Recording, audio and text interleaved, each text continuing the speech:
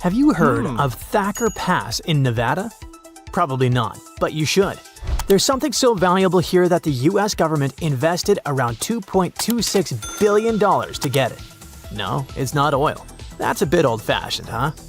It's lithium, the lifeblood of electric vehicles, smartphones, and renewable energy storage.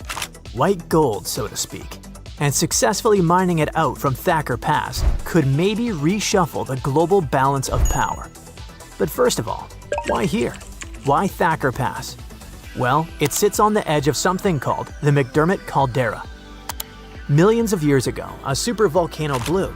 The ground collapsed into a giant crater. Over time, water collected inside it, forming a shallow lake. Volcanic ash and rock from the surrounding cliffs slowly eroded into the lakebed, carrying with them all kinds of minerals, including lithium. As the lake dried up, those minerals stayed behind, building up thick layers of lithium-rich clay. And for decades, it just sat there, untouched. But now, with interest in electric vehicles being at an all-time high, this area in Nevada has suddenly become one of the most important pieces on the energy chessboard. Lithium ions are tiny, fast, really good at carrying electric charge inside a battery. Think of it like a game of ping pong happening in there. When you charge your phone or laptop, lithium ions zip from one side of the battery to the other. When you use your device, they bounce back the other way, creating the power that keeps your screen glowing. But the best part is that this process can go on for a very long time. Sometimes 15 years or even longer.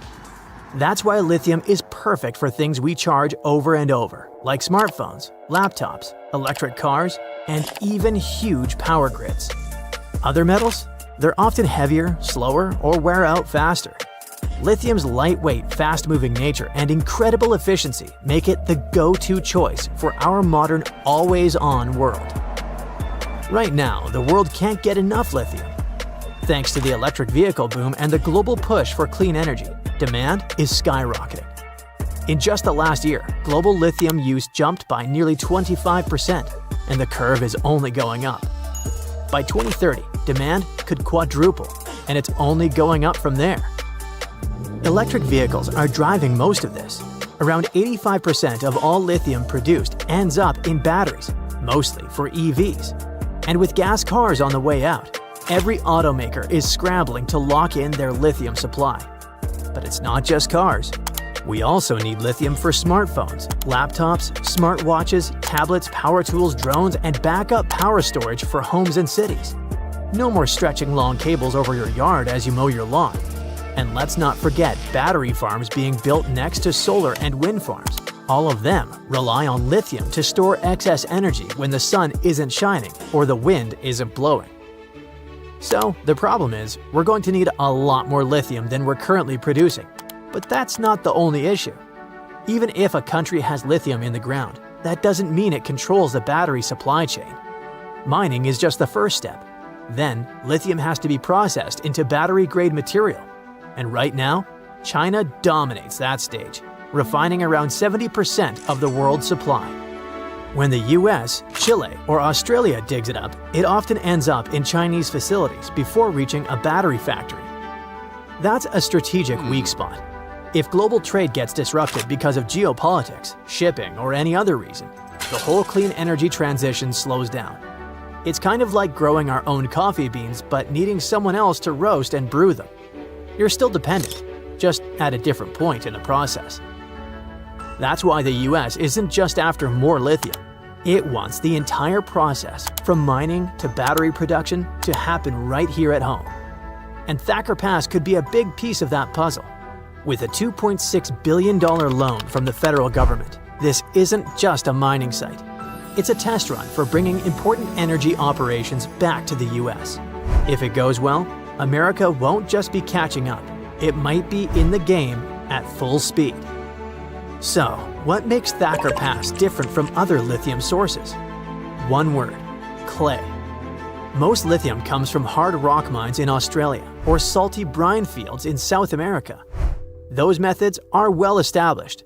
But here, lithium is locked in claystone, a mix of ancient volcanic ash compressed over millions of years. That kind of deposit is rare and much harder to process. Getting lithium out of clay usually means cooking it at super high temperatures or soaking it in acid baths, which is not exactly cheap or eco-friendly. But if Lithium Americas pulled it off, it could unlock a whole new type of lithium mining, not just here, but across the western US. Early estimates say Thacker Pass could hold up enough lithium to power millions of EVs for decades, possibly the largest deposit in North America. That's why this project matters. It's not just about getting lithium, it's about proving that clay-based extraction can work. If it does, it opens up a new domestic supply. If it doesn't work, the US stays stuck in the same loop. Dig up some lithium, but still send it overseas to get refined and stay dependent. On the other hand, if Thacker Pass reaches full production, it won't just change where America gets lithium, it might reshape the entire region. The mine is expected to run for 40 years and could become one of Nevada's largest industrial projects. That means jobs, lots of them. Predictions say close to 2,000 people could be employed, not to mention the ripple effect: housing, schools, roads, hospitals, and support services. Economists call this the multiplier effect. One mine means more local jobs, waiters, teachers, grocery clerks. The whole town gets a boost. In a rural area like Humboldt County, that's a big deal. And it doesn't stop there. Having a domestic supply means prices stay more stable, sourcing is more secure, and we can increase EV and battery production all over the country. What used to be just a hole in the ground is turning into a national treasure for energy, jobs, and independence. Still think this is just me overhyping it? Let's talk money. The US Department of Energy just rolled out one of its biggest clean energy loans ever, $2.26 billion to get Thacker Pass going. General Motors is investing $650 million to get early access to the lithium they need for their EVs, making this their biggest raw materials investment ever. Tesla has already set up a lithium refinery in Texas so they can cut out the middleman. Even ExxonMobil is getting in on the action, planning to start lithium production by 2027 and aiming to be a major US supplier by 2030. When oil giants, car manufacturers, and the government are all putting their money on the same bet, that's definitely more than just a trend. That's a real change. So what happens if this lithium boom hits a wall? It's possible. Lithium is a limited resource, but the future doesn't rely on fresh mining. Battery recycling is getting better fast. Some analyses even project that future recycling could recover up to 90% of lithium, and new tech is making it cheaper and cleaner to do so. In theory, someday your dead phone battery might power someone's new car, and there's new battery tech on the horizon. Solid-state sodium-ion and thermal batteries are all in development. They're not ready to take over just yet, but they're coming. So no, we're not facing a lithium apocalypse, but we are in a race to mine smarter, recycle better, and stay ahead of future shortages. For now, lithium still runs the show. Somewhere out there in the Nevada desert, there's a dusty construction site that might just shape the future. Not just of batteries, but of global energy, manufacturing, and independence. Thacker Pass isn't just about digging for metal. It's about shaking up the supply chain, giving the economy a boost, and stepping into the clean tech game. If everything goes smoothly, this chunk of land could power millions of cars and help energize the country too. We just have to wait and see. The floor is lava! Haha, just kidding. But honestly, it's kind of falling apart. You might not feel it yet, but a huge part of North America has already lost 37 miles worth of rock from its foundation. And no, this isn't about earthquakes or giant sinkholes. It's about the continent losing pieces of the very thing that keeps the ground from wobbling around like a bad carnival ride. A team of researchers has just dropped a geological bombshell. Part of North America's ground is thinning out like a very sad, very slow ice cream drip. How do they know? They basically gave Earth a high-tech full-body MRI and created 3D maps showing how rocks once considered indestructible are now melting away into the planet's guts, like an upside-down cheese pizza inside an oven. But to really understand this mess, you first have to meet my old friends, Cratons. Cratons are like the roots of the continents. They're thick, tough, and ancient. We're talking billions of years old. These bad boys survived meteor impacts, supervolcanoes, and even the tectonic movement of plates. If the plates got into fistfights, for example, you can bet we would see mountain ranges being born. If they got a divorce, drifting apart from each other, then a whole new ocean would be born. All of these things leave scars on the surface of Earth, but the cratons seem to always remain unfazed, like the cockroaches of geology. And since a craton can basically get punched in the face and feel nothing, scientists always assumed these things were nearly indestructible. But then, a group of researchers took their fancy machines to the test and realized that, wait, the cratons are falling apart? How? Enter the Farallon Plate, a really ancient tectonic plate that started to slide under North America's major plate over 100 million years ago. This is a pretty normal process, actually. It's called subduction, and it's how Earth recycles rocks and keeps itself from overheating.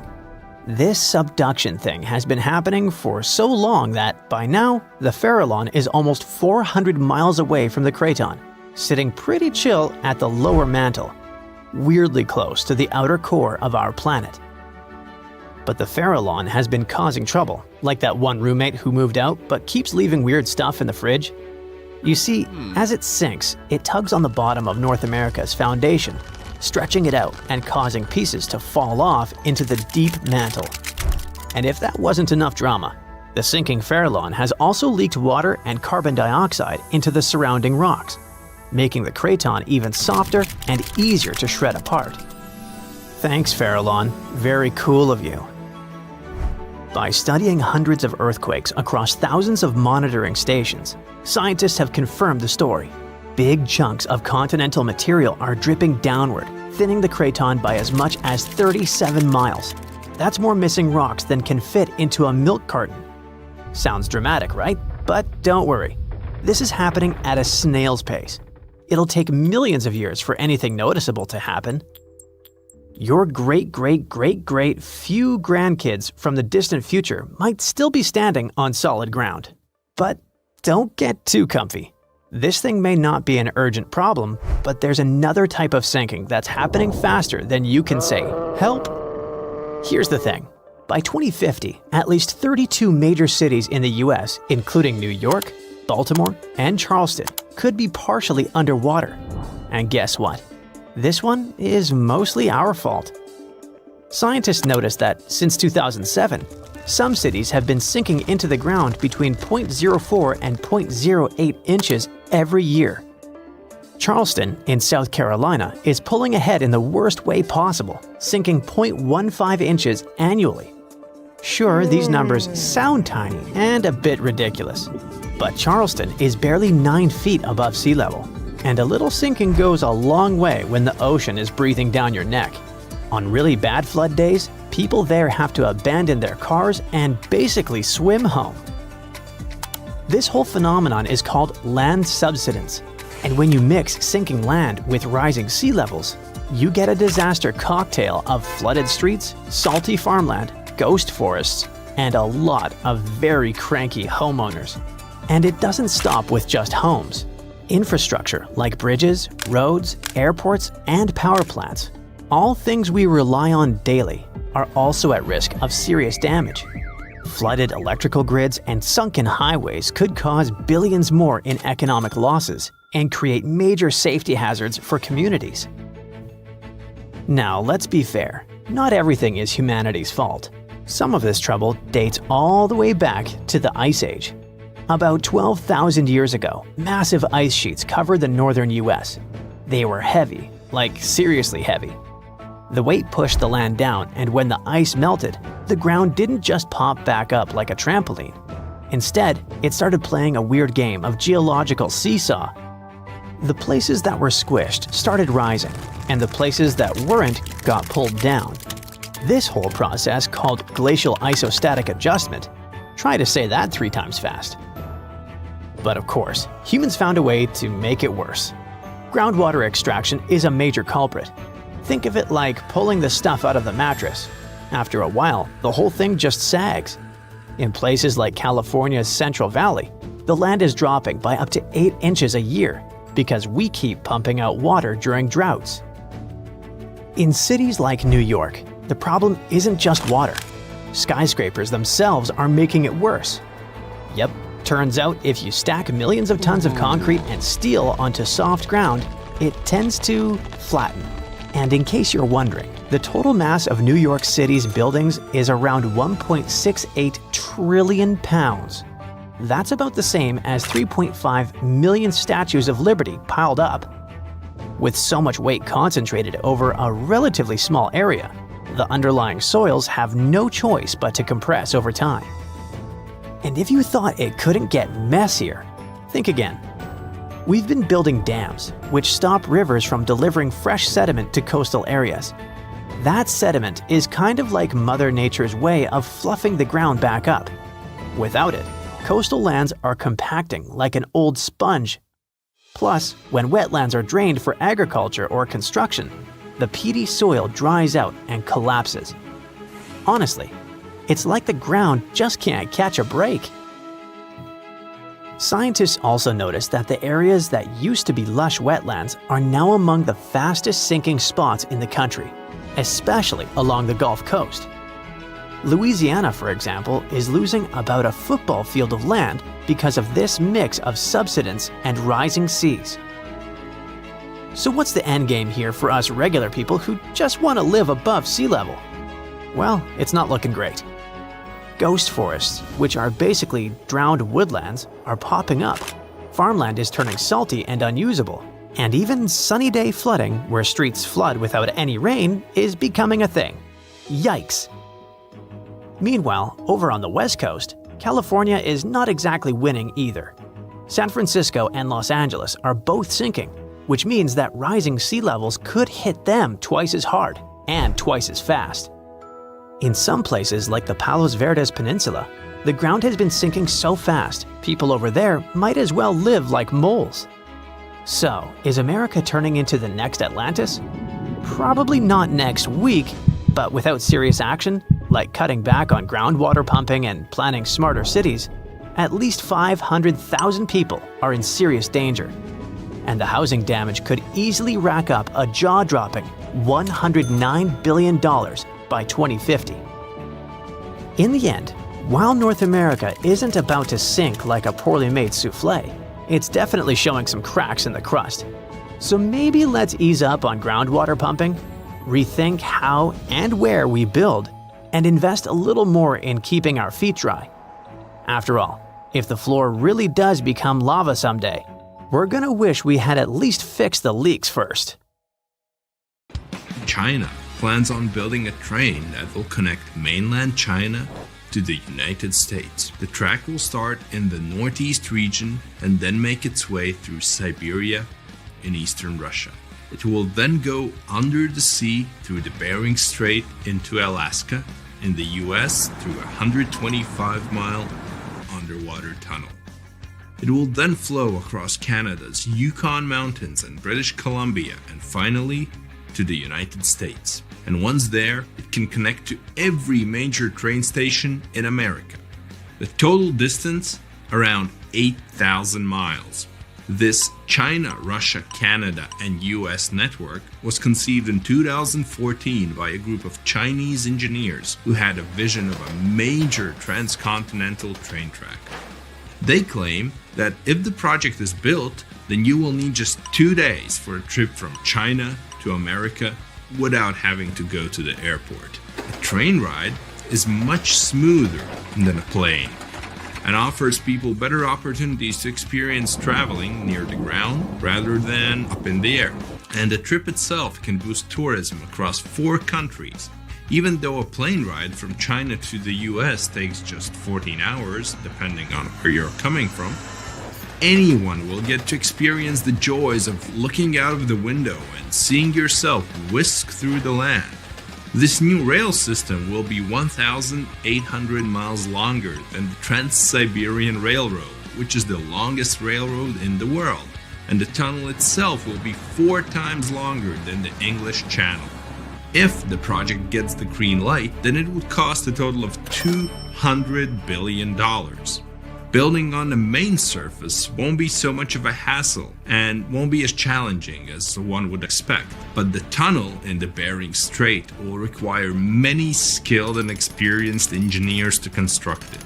And they have already figured out how they're going to do it. It will be divided into 3 levels with 2-way traffic. The upper level will accommodate the high-speed trains, while the bottom level will be for the slow-moving cargo and passengers, while the middle level will be reserved for emergencies. The cargo train can move up to 100 million tons of cargo, which makes up 8% of the world's freight cargo between Europe, Russia, China, Japan, South Korea, Canada, and the United States. Passengers wanting to leave from Alaska to Russia and vice versa will only have to take a 20-minute high-speed train ride to their destination. The tunnel alone in the Bering Strait will cost around $35 billion. From start to finish, it could take anywhere between 12 to 15 years to complete. The project will involve many international firms and construction companies to help out with completing it. This could possibly be the most expensive project in history if funded properly. And it has to be strong enough to handle the icy waters in the Bering Strait and the strong waves around it. The China, Russia, Canada, America railway line would be the most expensive and ambitious mega project in history and would take years to complete. But according to some resources, China is confident that they have the technology necessary to do something of this scale. It will change the transportation industry forever and increase tourism across all continents. If this project is going to be built, then it would be technically possible to travel from a train station in Portugal all the way to the United States. Europe has an impressive train network that's all connected to each other. From Eastern Europe to Central Asia, you could take a train from certain countries until you end up in China. For the past 20 years, China's speedy rail network has grown incredibly. It has the world's largest high-speed rail network that covers more than 23,000 miles. Based in Shanghai, it's also the fastest commercially operating train, which reaches speeds up to 270 miles per hour. So once in China, you can get on any train and speed off to wherever you want to. It will be the ultimate traveling experience to only travel by train from continent to continent. There won't be any need to travel by an airplane. So if you have fear of flying, let's say, then this will be the perfect way for you to go by.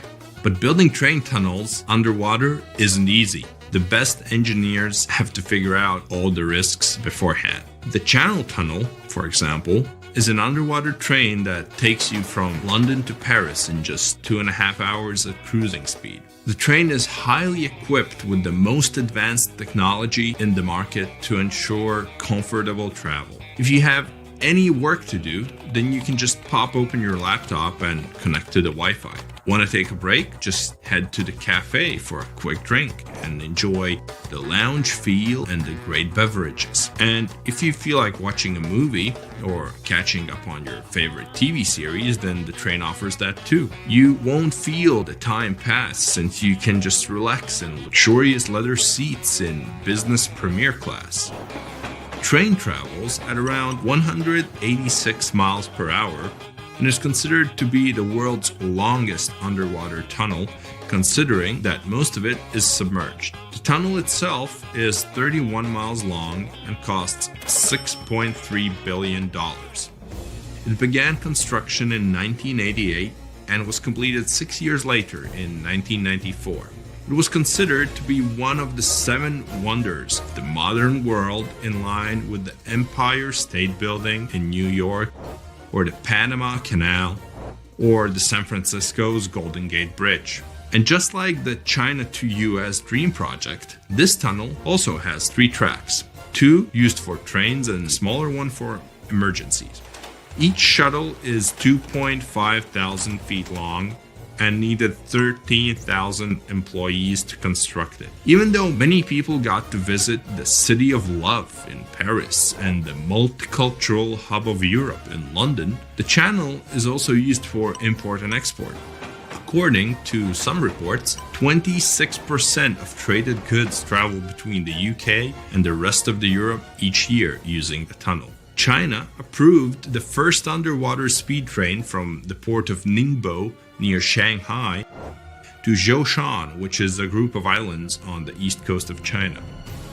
The brand new railway will stretch for around 50 miles with a decent part of it built underwater. What makes it cooler is that the train will rely on a magnetic track where the train cabins will float in the air on the tracks and speed away. If this project becomes a reality, then it will most likely feel like riding in a royal carriage. You can book cabins and rooms with multiple bedrooms and accommodations. You'd be treated like a guest of honor at any ceremony. Constant entertainment and food are yours all day long. Ticket prices may vary, but still be expensive, so not everyone could afford it. There's high-speed Wi-Fi, of course, in all areas, with some of the best seats in the world.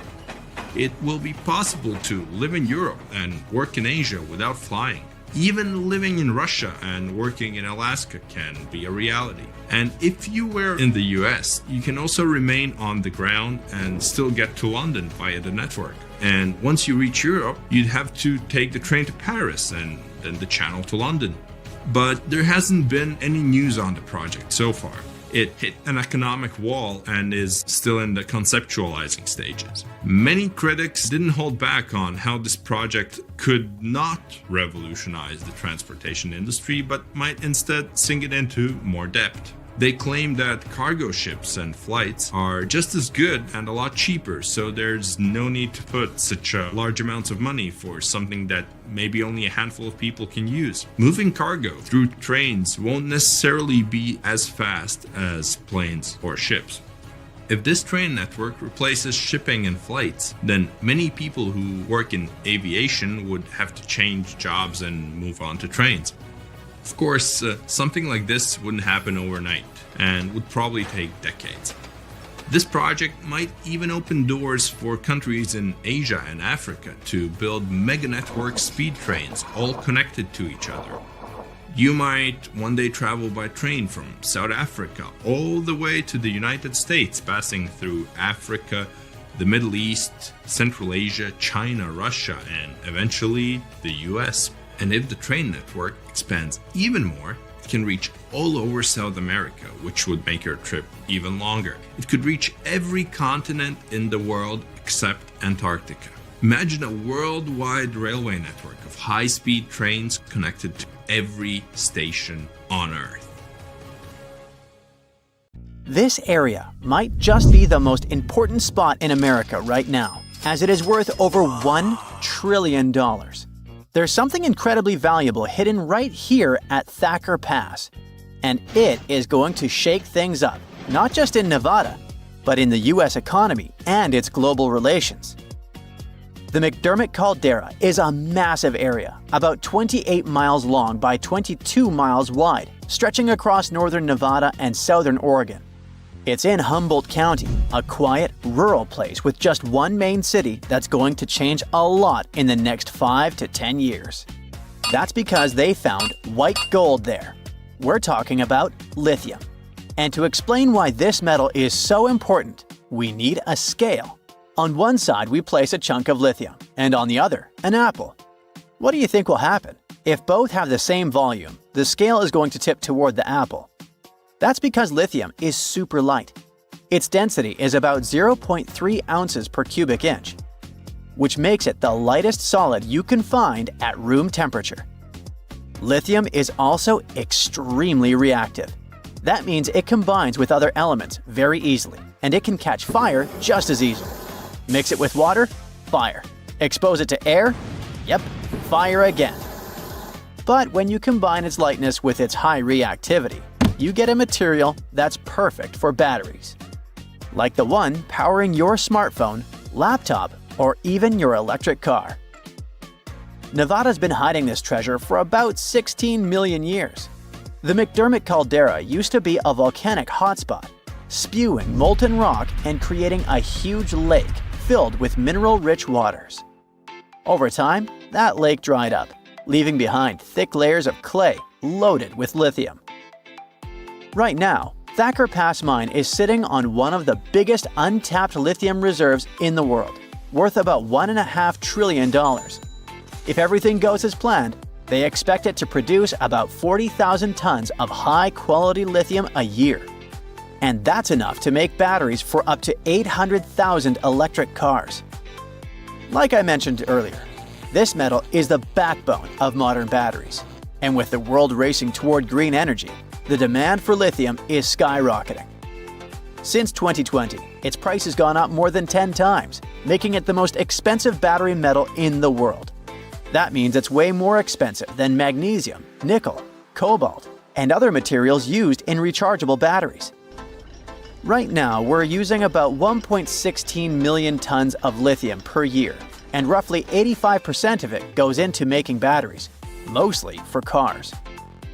Between 2030 and 2040, experts think we will need to double the money we're putting into production, from $94 billion to $188 billion. At the same time, investment in batteries will jump by over 200%, reaching $686 billion. Finally, by 2050, the demand for lithium is expected to be more than 10 times higher than what we're producing now. Sorry, I know that's a lot of numbers, but I just want to show how important Thacker Pass will be for the whole world. This mine is going to be key to keeping everything running. I mean, literally, since most of the future demand will be for things like cars, electric bikes, scooters, and renewable energy storage. Nevada could also be the epicenter of a global energy revolution, with the U.S. aiming to cut pollution by 50% by 2030. A big part of that is replacing gas-powered vehicles with electric ones. And to make that happen, America is going to need a whole lot more lithium than it's producing right now. Nowadays, most of the metal used in the United States come from countries like Chile and Argentina. So if America wants to be a leader in this market, it really needs to invest more and more in projects like Thacker Pass. But there's another challenge. Finding lithium in a mine is one thing, but refining it is another story. Just like diamonds are carefully cut and shaped to bring out their sparkle and sold in rings and necklaces, something similar needs to be done with lithium. The raw material that comes from the mines has to be refined into a pure form that can actually be used in things like batteries. And China pretty much dominates this part of the market, and they're responsible for about 75% of global lithium-ion battery production. In other words, it doesn't matter if a country finds this powerful metal on its land, it will probably still need China to help refine it. So, the US is eager to strengthen its supply chain.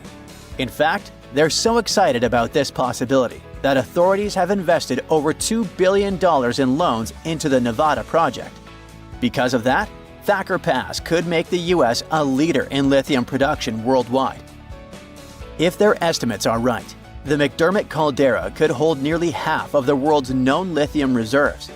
It would almost double the reserves found in Bolivia's salt flats, for example, which used to hold the record for the world's largest deposit. This discovery is about to change Humboldt County for good. Those quiet streets surrounded by nature will never feel the same again. The mine will need about 2,000 workers who will probably move there from other cities. Those workers will need houses, hospitals, schools for their kids, and all the necessary services. Do you see how it's like a ripple effect? For every person hired to work on the project during construction, 6 more people will get hired in the state to support them. Thacker Pass is also going to have a huge impact on the economy, not just in Nevada, but all across the country. People expect the mine to be active for 35 years, and each year, it's expected to generate over $2 billion. But here's the thing. In Thacker Pass, they'll be extracting lithium from clay, and this process has never been done on such a huge scale before. So it's kind of a hit or miss. But if it works, it could completely change the industry. Big question. Who's interested in all this? Well, we've got three big companies eyeing the lithium market in the US. First, there's ExxonMobil. The oil giant wants to start producing lithium by 2027, and they have plans to become the top supplier for electric vehicles by 2030. Then there's General Motors, the company behind big car brands like Chevrolet and Cadillac. They're so interested in this business that they agreed to pay $625 million for a 38% stake in Thacker Pass. And finally, Tesla. In 2023, they started building a factory in Texas to process lithium. It's all part of their plan to handle more of their supply chain themselves. Now that you know how important lithium is, you might be wondering, what if we run out? Well, that could happen, since it comes from mining and, just like gold, is a finite resource. But that doesn't mean we'd have to give up smartphones or electric cars. If we ever run out of this metal, we'd probably find new ways to produce batteries. In fact, some experts think thermal batteries could be the next big thing. They store extra energy from renewable resources like wind or solar power, which are very cheap. So they represent a new way of storing energy at a small fraction of the cost. Nowadays, they're primarily used for powering the production of steel, cement, and chemicals. Thermal batteries are also being used to heat and cool large buildings. However, more and more projects are focusing on bringing this technology into private spaces, like houses and apartments. Experts are optimistic that initiatives like these could make thermal batteries as well known as electric batteries, and they might soon become a regular part of our daily lives. See how the Antarctic Peninsula looks just like South America, but upside down? This isn't just a coincidence. It's the ghost of a 30-million-year-old breakup. These continents were once connected, but their divorce gave birth to an ocean current so powerful it was capable of completely freezing Antarctica and shaping its landscape. Here's how it went down. Tectonic plates pulled a sneaky move and cracked open a ridiculously narrow passage in the ocean, about only 500 miles wide, forcing 4.5 trillion cubic feet of water to flow inside this geological straw. This was the birth of an ocean current stronger than the Amazon River. This ocean current, called the Antarctic Circumpolar Current, by the way, flows in a circular motion, going clockwise because of the strong winds that blow over there. This circular motion around Antarctica caused erosion, shaping the landmass of the continent into a circle, except for that stubborn peninsula, which is being slowly dragged east like a kid refusing to leave a playground. Wait, South America and Antarctica used to be one? Yep, a long time ago. South America, Australia, and Antarctica were all part of a supercontinent called Gondwana, which also included Africa at some point. Back then, South America and Antarctica used to be basically joined at the hip by a land bridge called the Antarctic Land Bridge, which just so happened to be a lush green forest and also a great dinosaur highway. Yeah, you heard it right. Dinosaurs. A 95-million-year-old dino, whose name I can't pronounce, sorry, was discovered in Australia, and scientists found out it had actually been a distant cousin of Argentina's Sarmientosaurus. Same jaw, same chiseled teeth, same everything. These guys were like identical twins, separated by an ocean. How? Because back then, Antarctica wasn't a frozen wasteland. It was a temperate rainforest, like Oregon, making it a pretty nice travel route for a dino family. But the land bridge wasn't just for dinosaurs. About 40 million years ago, the ancestors of Australia's marsupials waddled to the land down under all the way from South America, taking the Antarctica route, another proof that these continents used to be connected. Things remained somewhat peaceful for the dinos and the marsupials until Earth's ground started moving. This is what a German scientist called the continental drift theory, back in 1912. Our German friend here basically looked at the coast of South America and went, "Hey, this looks like it could fit into the coast of Africa." Like a scientific Sherlock Holmes, he noticed what others had overlooked for centuries. The continents were clearly pieces of a larger puzzle. And he was right. Here's the deal. Planet Earth is made of many layers of rocks and metals, like a cosmic onion. The outermost layer, the lithosphere, is divided into pretty solid tectonic plates that move atop a layer of softer, somewhat molten rocks, like slippery ice. This is why the plates move. In fact, they've been rearranging Earth's face for billions of years, with supercontinents forming and breaking apart in cycles, like a slow-motion game of bumper cars. This movement might be pretty slow since most tectonic plates only move 0 to 3.9 inches every year, except for the Nazca plate, racing ahead at 7.8 inches, about as fast as your hair grows. But don't let their snail's pace fool you. These shifting slabs are the ultimate planet shapers. Their slow dance gives us everything from earthquakes that build mountains, like the Himalayas, to rifts that birth oceans, like the Atlantic. All because the oceanic crust is dense and sinks like a stone, while continental crust floats like a cork. It's this density difference that explains why continents exist at all. Without it, Earth would be completely covered by shallow seas. This slow-motion planetary renovation project is exactly what tore South America and Antarctica apart 30 million years ago.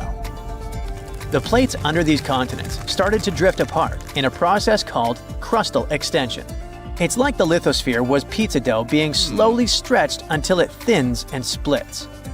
As the crust stretched, it became thinner and weaker, eventually cracking like the surface of a drying lake bed. This whole thing gave birth to a new tectonic plate, the Scotia Plate, that emerged between South America and Antarctica, like a geological divorce lawyer. For a while, parts of this plate stayed above water as the last gasp of the Antarctic land bridge. It was Earth's version of that one thread still connecting your hoodie after the zipper breaks. These final connections might have persisted as chains of islands, but just like that fraying hoodie, the connection couldn't last forever. Eventually, this small but mighty plate became the final nail in the coffin of the land bridge connecting the two continents. Just like all the tectonic plates, this one was also on the move. As it expanded eastward, it opened a new passage of water called the Drake Passage, slowly covering the Antarctic land bridge with ocean water.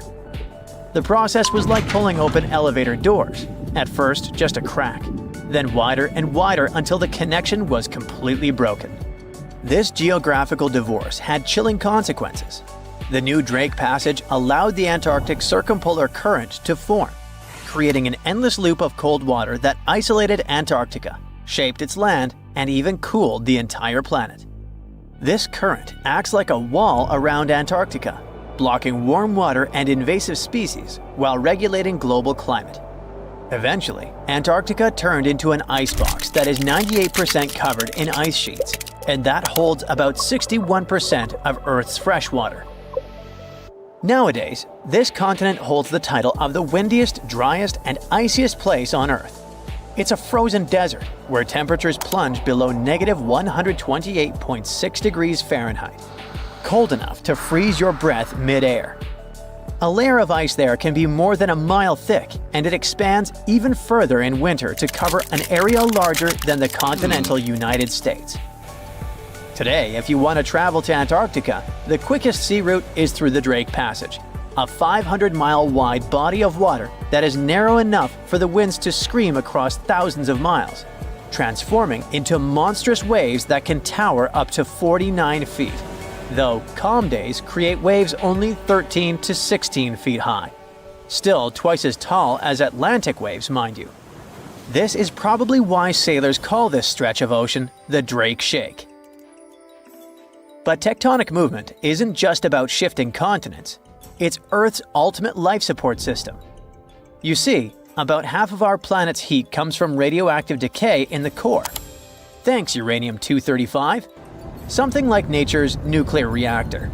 This heat is behind everything from volcanoes to the very plate motion that once connected Antarctica to South America. And it only comes out of the core because of tectonic movement.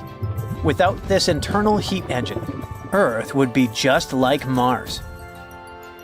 When the plates move and release heat, they also release CO2 gases into the atmosphere, regulating the temperature of our planet. And when the plates move underwater, they take a lot of this CO2 back to Earth's interior, recycling all this gas. This is why the plates can change our air, climate, and even the evolution of life itself just by moving around. But billions of years ago, these plates were not moving around. Back then, it was like Earth was wearing a solid ceramic shell with many cracks. But even without tectonic movement, the heat managed to escape through these cracks in a process called stagnant lid tectonics, kickstarting all life on Earth. And no, tectonic movement is not a thing of the past. Earthquakes are the living proof that it is not just happening today, but might repeat again on a more dramatic scale in the future. You see, to form supercontinents like Pangaea, smaller megacontinents have to dive beneath another. And scientists predict that a similar process might create a new supercontinent called Pangaea Proxima in 250 million years. By then, humans might be extinct or living on Mars, but Earth's tectonic dance will continue, even without us. Not bad for something that moves more slowly than a traffic jam. Turns out, Antarctica and South America used to be BFFs before all that tectonic drama split them up, like a messy breakup that literally froze one of them out. Now, they just awkwardly mirror each other from across the Drake Passage. Classic exes. So it turns out that you can't drive between South America and North America, and there's a simple reason for that. There are no roads connecting the two continents, not even a rudimentary one. Technically, you could try your luck crossing on foot, but let me tell you, that would be a huge mistake. The region that connects the two continents is called the Darien Gap. It stretches across southern Panama's Darien province and the northern part of Colombia. The only land route there is a 60-mile jungle trek. Crossing it can take anywhere from 3 to 10 days. It depends on weather conditions, how much you're carrying, and honestly, just pure luck. Chance plays a big role here, because this isn't some chill, relaxing nature walk. It's a harsh, extreme environment, known for being completely isolated and one of the most dangerous places on Earth. Still, people seem to forget that and go there anyway. Every year, the number of people crossing just keeps growing. In 2014, fewer than 10,000 people crossed the gap. In 2023, that number increased to 520,000. Now, you might be wondering, what are so many people doing in the middle of the two American continents, risking all that danger? Well, that's because the Darien Gap has become a route for refugees migrating to North America. But to get there, they face all kinds of dangers, from insect bites and infections to serious fractures. We're talking about a no-man's land. Since there are no police stations, immigrants must also watch out for thieves. Along the way, they have no choice but to rely on and support each other. Most people start the crossing with at least a tent or tarp, rain boots, water, and some food. But these things get heavy fast, and people normally can't carry enough supplies for the entire journey. At some point, people start drinking river water to avoid dehydration. But the water's full of bacteria and dirt, so it causes intestinal issues. And if things get serious, there's no medical help there. To make this whole scenario even worse, the temperatures are brutal, often hitting over 95 degrees Fahrenheit. Now, a small subset of people who venture through the Darien Gap are hardcore adventurers and travelers looking for a survival experience in the jungle. But this region is no place for a relaxing vacation. A group of tourists who went there in 2023 ended up getting jungle rot, a fungus that affects the feet. The situation got so bad that a woman had to be carried out by the group on the last day because she couldn't walk. No matter how prepared people are for the Darien Gap, in the end, survival mostly comes down to luck. Out there, travelers won't find cities with solid infrastructure where they can crash at a hotel and gear up for the next day. In some spots, they might stumble across basic camps right in the jungle. These camps might offer wooden platforms for tents, bucket showers, toilets, and even plates of chicken and rice. But it all comes at a price. Wi-Fi, for example, might cost $2 an hour, and that seems like a pretty good deal, considering there's no cell phone service on the trail. They pretty much lose all contact with the outside world. Now picture a dense rainforest with steep, muddy terrain. The hiking trail is littered with boulders and tangled with vines, like nature's own tripwires. It climbs sharply over a mountain, becoming a serious challenge even for someone in good physical shape.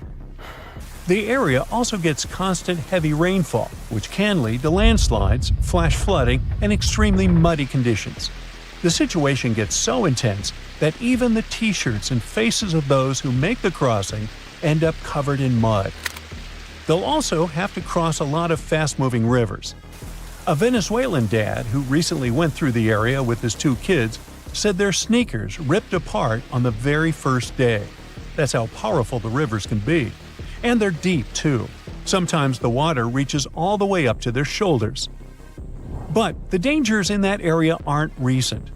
For centuries, the Darien Gap was thought to be impossible to cross. The first Europeans who ventured into Latin America saw it as kind of a jungle training school.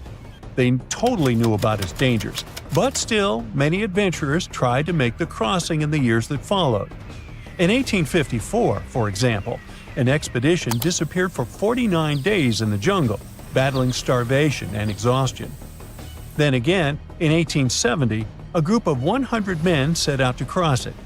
Even though they were well prepared and carried cutting-edge equipment for the time, they still suffered tremendously during the journey. They had to rely on incredible resilience to survive the challenge. Over the years, people who ventured in often ended up passing away from hunger, thirst, and even drowning in rivers.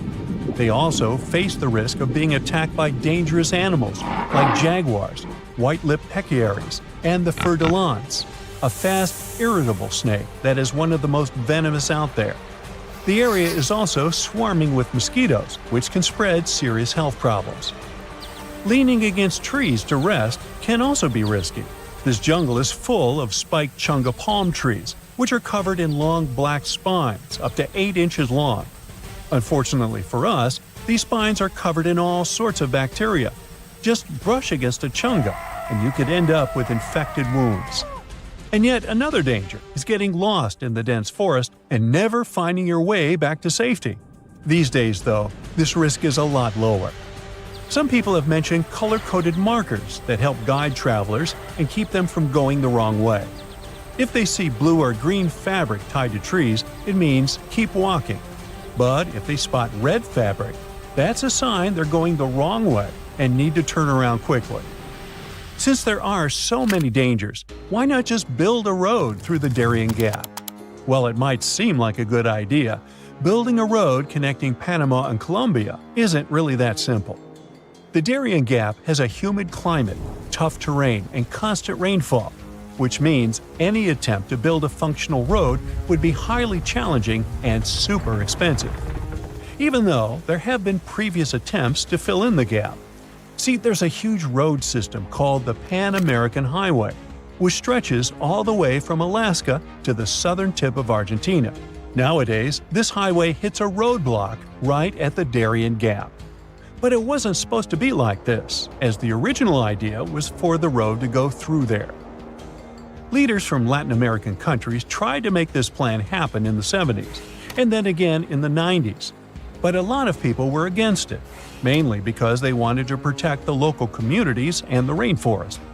Since the Darien Gap is mostly untouched by humans, it's one of the most biodiverse places on the planet. It's believed that 1 in 5 species are endemic to the region, meaning they only exist in that specific area, like the Darien pocket gopher and the slatty slender mouse opossum. A road would have really damaged the ecosystem in the area, so the plans were scrapped. Eventually, an alternative was created to travel by sea. At least 2 companies started a ferry service connecting the 2 countries. However, the business wasn't profitable, and they ended up shutting down. Not long ago, Panama decided to close the Darien Gap route. Now they're sealed off with barbed wire fencing. It might just be a matter of time before other routes are created. But if you are an adventurer looking to visit South America, it's probably not best to wait for that. Traveling by plane to Colombia will always be a much safer option. There's a mysterious dent in our planet's magnetic field, and it's slowly growing. It stretches from South America to Africa, and what's horrifying is that it's weakening Earth's protection shield against the sun. They call it the South Atlantic anomaly. And while most people on Earth don't feel its effects for now, satellites and spacecraft passing through it already do. Deep inside our planet, there's a giant ball of molten iron and nickel, the outer core. The metal inside is so hot that it's constantly moving and swirling. This movement creates electrical currents, and when electricity flows, it generates a magnetic field. This field surrounds the entire planet like a protective bubble. Without it, life on Earth would be in serious trouble. The sun blasts out charged particles called solar winds that could destroy our atmosphere over time. Luckily, the magnetic field deflects most of these particles, keeping us safe. Other planets without magnetic fields like Mars lost their magnetic fields, got their atmospheres stripped away, leaving them dry and lifeless. And also, without the magnetic field, our technology and equipment gets all messed up. Satellites, power grids, and even airplanes could get hit by intense radiation. This would lead to communication failures, GPS errors, and blackouts. And now, something strange has been going on underneath the African continent. An enormous blob of dense rock deep inside the Earth, called the African Large Low Shear Velocity Province, has been growing and messing the magnetic field up. Scientists think that this weird rock-like thing is messing with the flow of the outer core, disturbing the magnetic field above it. That disturbance is what weakens the shield over the South Atlantic. It's like a crack in a windshield. It might not shatter immediately, but the weak spot spreads over time. Now, NASA is watching it closely. Satellites passing through this anomaly experience random glitches and shutdowns. Sometimes their circuits short-circuit from high-energy solar particles. Mission operators have to turn off systems before entering the danger zone, and it's only getting worse. The anomaly is drifting westward.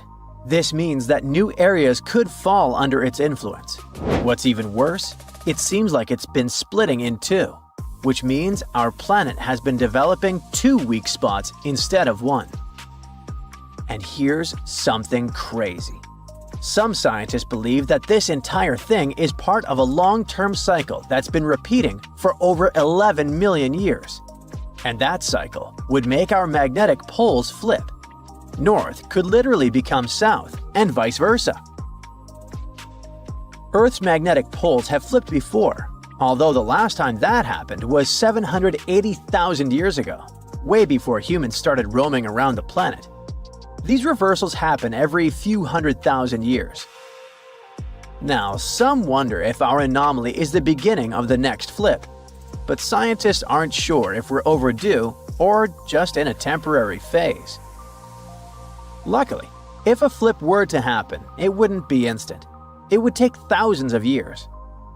But as the field weakens, more radiation would reach Earth's surface. It would mess up not just technology and equipment, but also us, and even animal migration patterns. Many animal species use Earth's magnetic field to navigate. And they even have some potential culprits that could have caused this weird thing. There are two massive, mysterious blobs of hot, dense material deep inside our planet. One is under Africa, and the other formed under the Pacific Ocean. They're called large, low-velocity provinces. Basically, huge underground rock-like formations. Both blobs are gigantic. Each one is hundreds of times taller than Mount Everest and stretches across thousands of miles. They make up 6% of the entire Earth's volume and are one of the biggest geological features inside our planet. They're also super weird and could be structured more like trees than some lumpy mountains. Scientists imagined them as softened rock at first, but based on recent imaging techniques, it looks like they might actually have jagged, branch-like structures extending upward. These are like branches of a tree. They could be feeding hotspot volcanoes at the surface, like the ones in Hawaii. Scientists still don't know exactly what these blobs are. However, they believe they control a lot of what happens on Earth's surface. Stuff like volcanic eruptions, earthquakes, and, of course, changes in the magnetic field. They may also be linked to supervolcanoes and mass extinctions. The eruptions that they could cause could be like the ones that happened in ancient times, and possibly wiped out entire species. If the blobs are connected to supervolcanoes, they might have had absolutely insane disasters in the past, and might even cause more troubles in the future. But they also help us control plate tectonics, which affect earthquakes and mountain formation. They might also contain material from Earth's early days, or even from Theia. That was the mysterious planet that crashed into Earth and helped form the Moon about 4.5 billion years ago. Finally, Earth literally breathes because of these blobs, which is insane. The Sun and the Moon's gravitational pull stretches the Earth slightly, making it rise and fall like a breath. But now, scientists found that this tidal movement is slightly off-kilter over the blobs.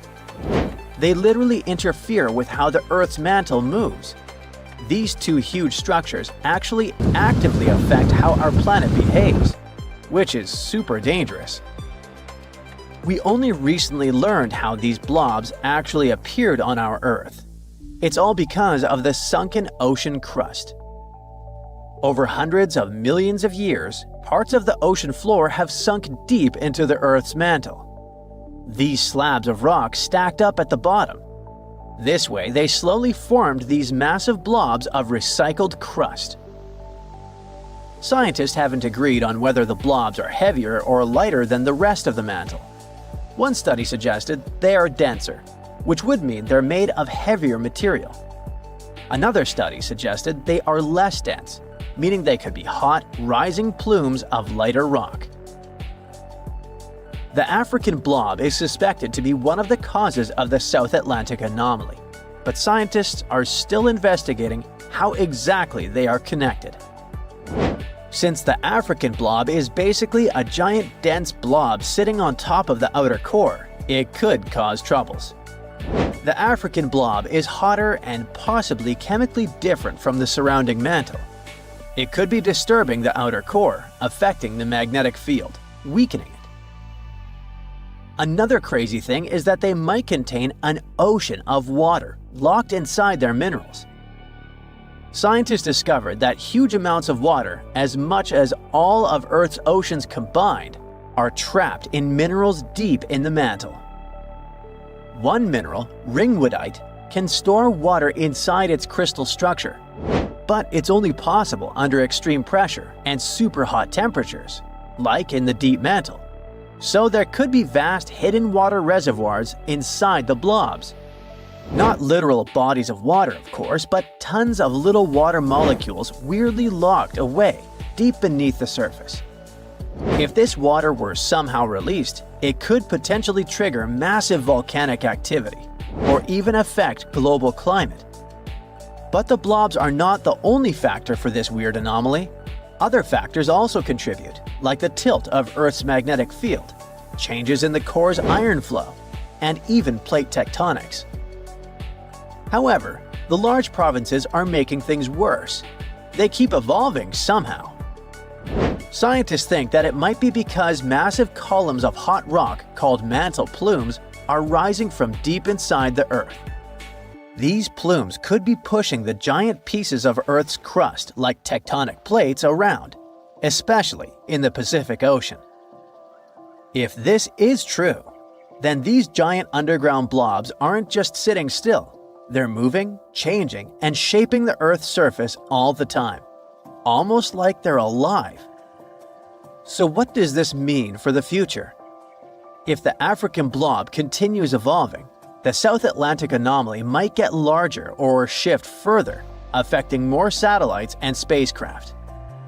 Right now, there are still more questions than answers. Every new data point helps predict how it will evolve and whether we need to worry about the worst-case scenarios. For now, NASA isn't panicking, but they're watching very closely. Because whether it's a harmless shift or a sign of something bigger, one thing is clear. Something deep inside Earth is changing. Humans are at the top of the food chain, but despite this, some creatures cause us a lot of trouble, and we can't do anything about them.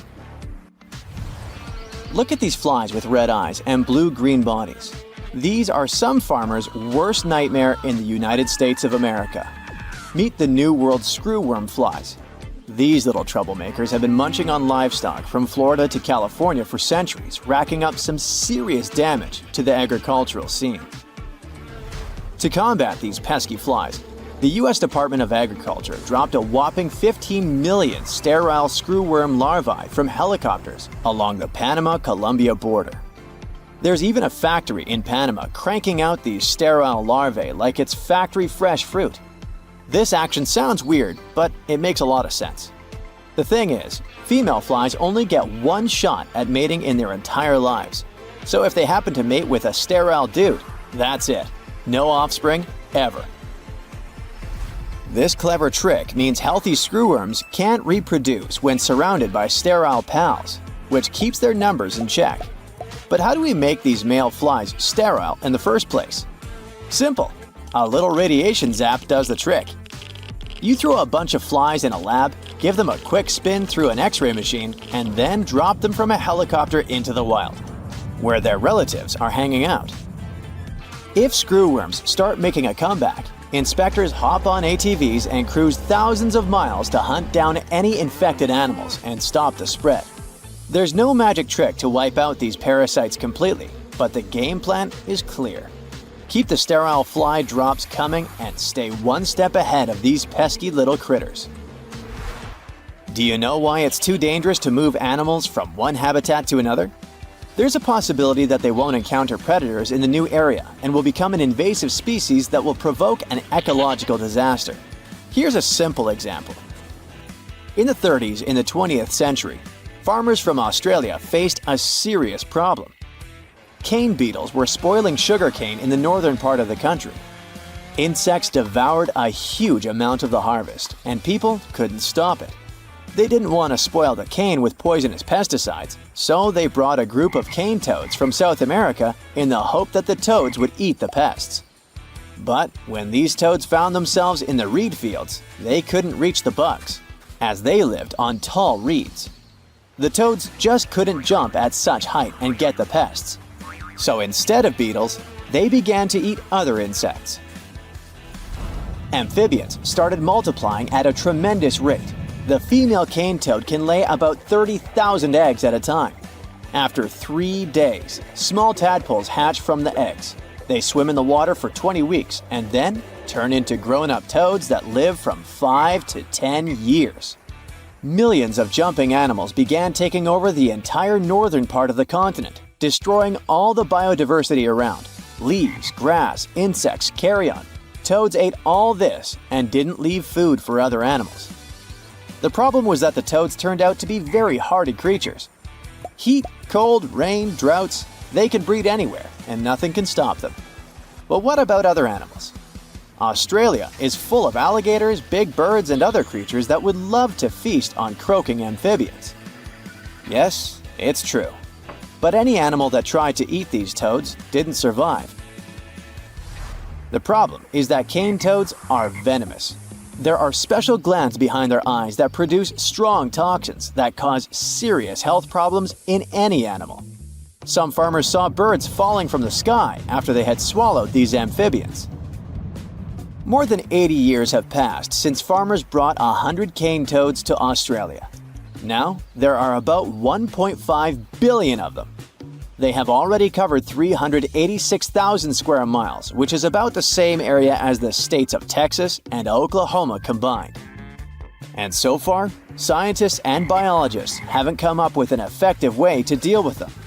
People tried to catch them, but it was useless. Even if you catch 98 toads out of 100 next to a small pond, the 2 remaining toads can produce 30,000 eggs per night. Nature may be able to restore balance when some animals with immunity to toad toxins appear in Australia. But at the moment, cane toads are unstoppable. How can we stop the uncontrolled population of mosquitoes that are dangerous to humans?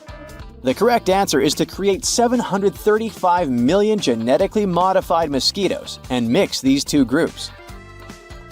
All over the world, many species of mosquitoes carry infections that cause serious health problems to humans.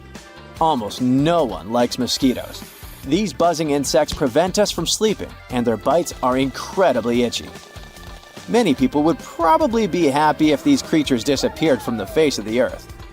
And scientists might have found a way to make this wish come true. Only female mosquitoes bite us because they need food to produce eggs. So, scientists released genetically modified male mosquitoes with a special protein in their bodies. After two mosquitoes come into contact, this protein is transmitted from the male to the female and then prevents it from producing offspring. All this happens before the age when females begin to bite. So, females can't create offspring, which means they don't need to bite people and animals anymore. And the more of such proteins scientists spread, the smaller the mosquito population will be. It sounds good, but about 240,000 people have signed a petition to cancel this experiment. Many scientists believe that the disappearance of one insect species can lead to a biological catastrophe. Nature is a complex, balanced system where the slightest change can lead to serious problems. Mosquitoes are a food source for many reptiles and amphibians. The extinction of mosquitoes can trigger the disappearance of many species. It's like a chain reaction of catastrophes, the end of which is unknown. Nevertheless, modified mosquitoes have already been released in Florida, and it seems that nothing terrible has happened. The good news is that people have fewer health problems after that. Moreover, since 2019, about 1.5 billion mosquitoes have been released worldwide. It has saved millions of lives and hasn't disrupted the delicate balance of nature yet. Recently, scientists have released another group of safe mosquitoes in East Africa. Well, let's hope that scientists have everything under control. Invasive species are not always mosquitoes, flies, or amphibians. These can also be large animals, such as feral pigs or super pigs. These pigs are a mix of domestic swine and wild boar. There are already almost 7 million feral hogs in the south of the USA. Thanks to people's efforts, these animals haven't spread to the north yet. But the danger to the northern states comes from Canada. Pigs were brought there in the 80s to support agriculture. But in the early 2000s, wild boars lost their popularity. They just stayed in the wild, and farmers were sure that those animals wouldn't survive the harsh Canadian winter. Oh, how wrong they were. Wild pigs turned out to be hardy, mobile, and capable of rapid reproduction. These animals dig and tear up the ground, eat almost everything they come across, and thus take food from other animals. By the way, other creatures can become their lunch too. Wild pigs attack mice, geese, ducks, and some species of deer. They trample crops, grass, and flowers and are not afraid of anything. They're like natural bulldozers. Any farm is in danger of extinction if it's in the path of thousands of super pigs. And people can't do anything with them. The northern states understand that an invasion is imminent, so they're preparing for a long battle. Super pigs love swampy areas with tall grass. Canadian and American farmers will try to drive them into more open areas and fence those places off. The plan is not perfect, but it can slow the pigs down and save some time. In some ways, the United States is a whole different world, totally different from every other place. So let's take a look at what's normal there that baffles people from the outside. One of the first things a foreigner notices when entering the country is flags. American flags everywhere. On buildings like schools and houses, and on clothes like shorts, t-shirts, you name it. Throughout history, Americans have changed 27 flags. The current American flag was only adopted in 1960 and is so far the longest-lasting flag of the country. It wasn't created by the authorities, though. In 1958, there was a contest for a design of the new American flag, and the winning flag was made by a 17-year-old high school student from Ohio. The reason why Americans love their flag so much is national pride. But why not so many countries do the same? Well, some countries avoid displaying them for historical reasons. Other countries only raise the flag on special occasions to highlight the importance of the event. Still, some countries display their flag as often as Americans do. In Denmark, people are quite proud of their flag too. They decorate the winter holiday tree and birthday cakes with them, and you can always find stickers with Danish flags, red and white candles, and other goodies with the flag in a grocery store. People in Sweden are also very much into their flag and have flagpoles everywhere. Now, let's go to a restaurant, shall we? Many things there are very specific to the States. Like, for example, tons of ice in every drink. Turns out there is some history to this preference.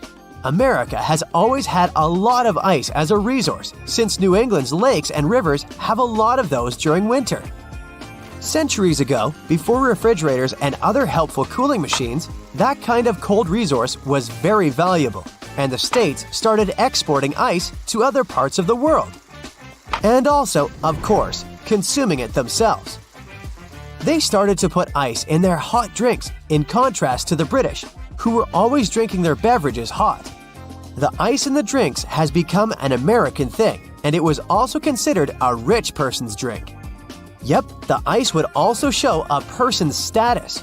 Of course, with time, when refrigerators appeared, ice became available to everyone, and Americans started to add it to their drinks commonly.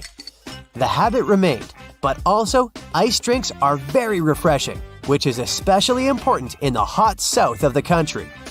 But if you come from abroad and don't want your drink freezing cold, always specify it to the waiter. The next striking thing is the huge portions that are served, and there is a reason for that too.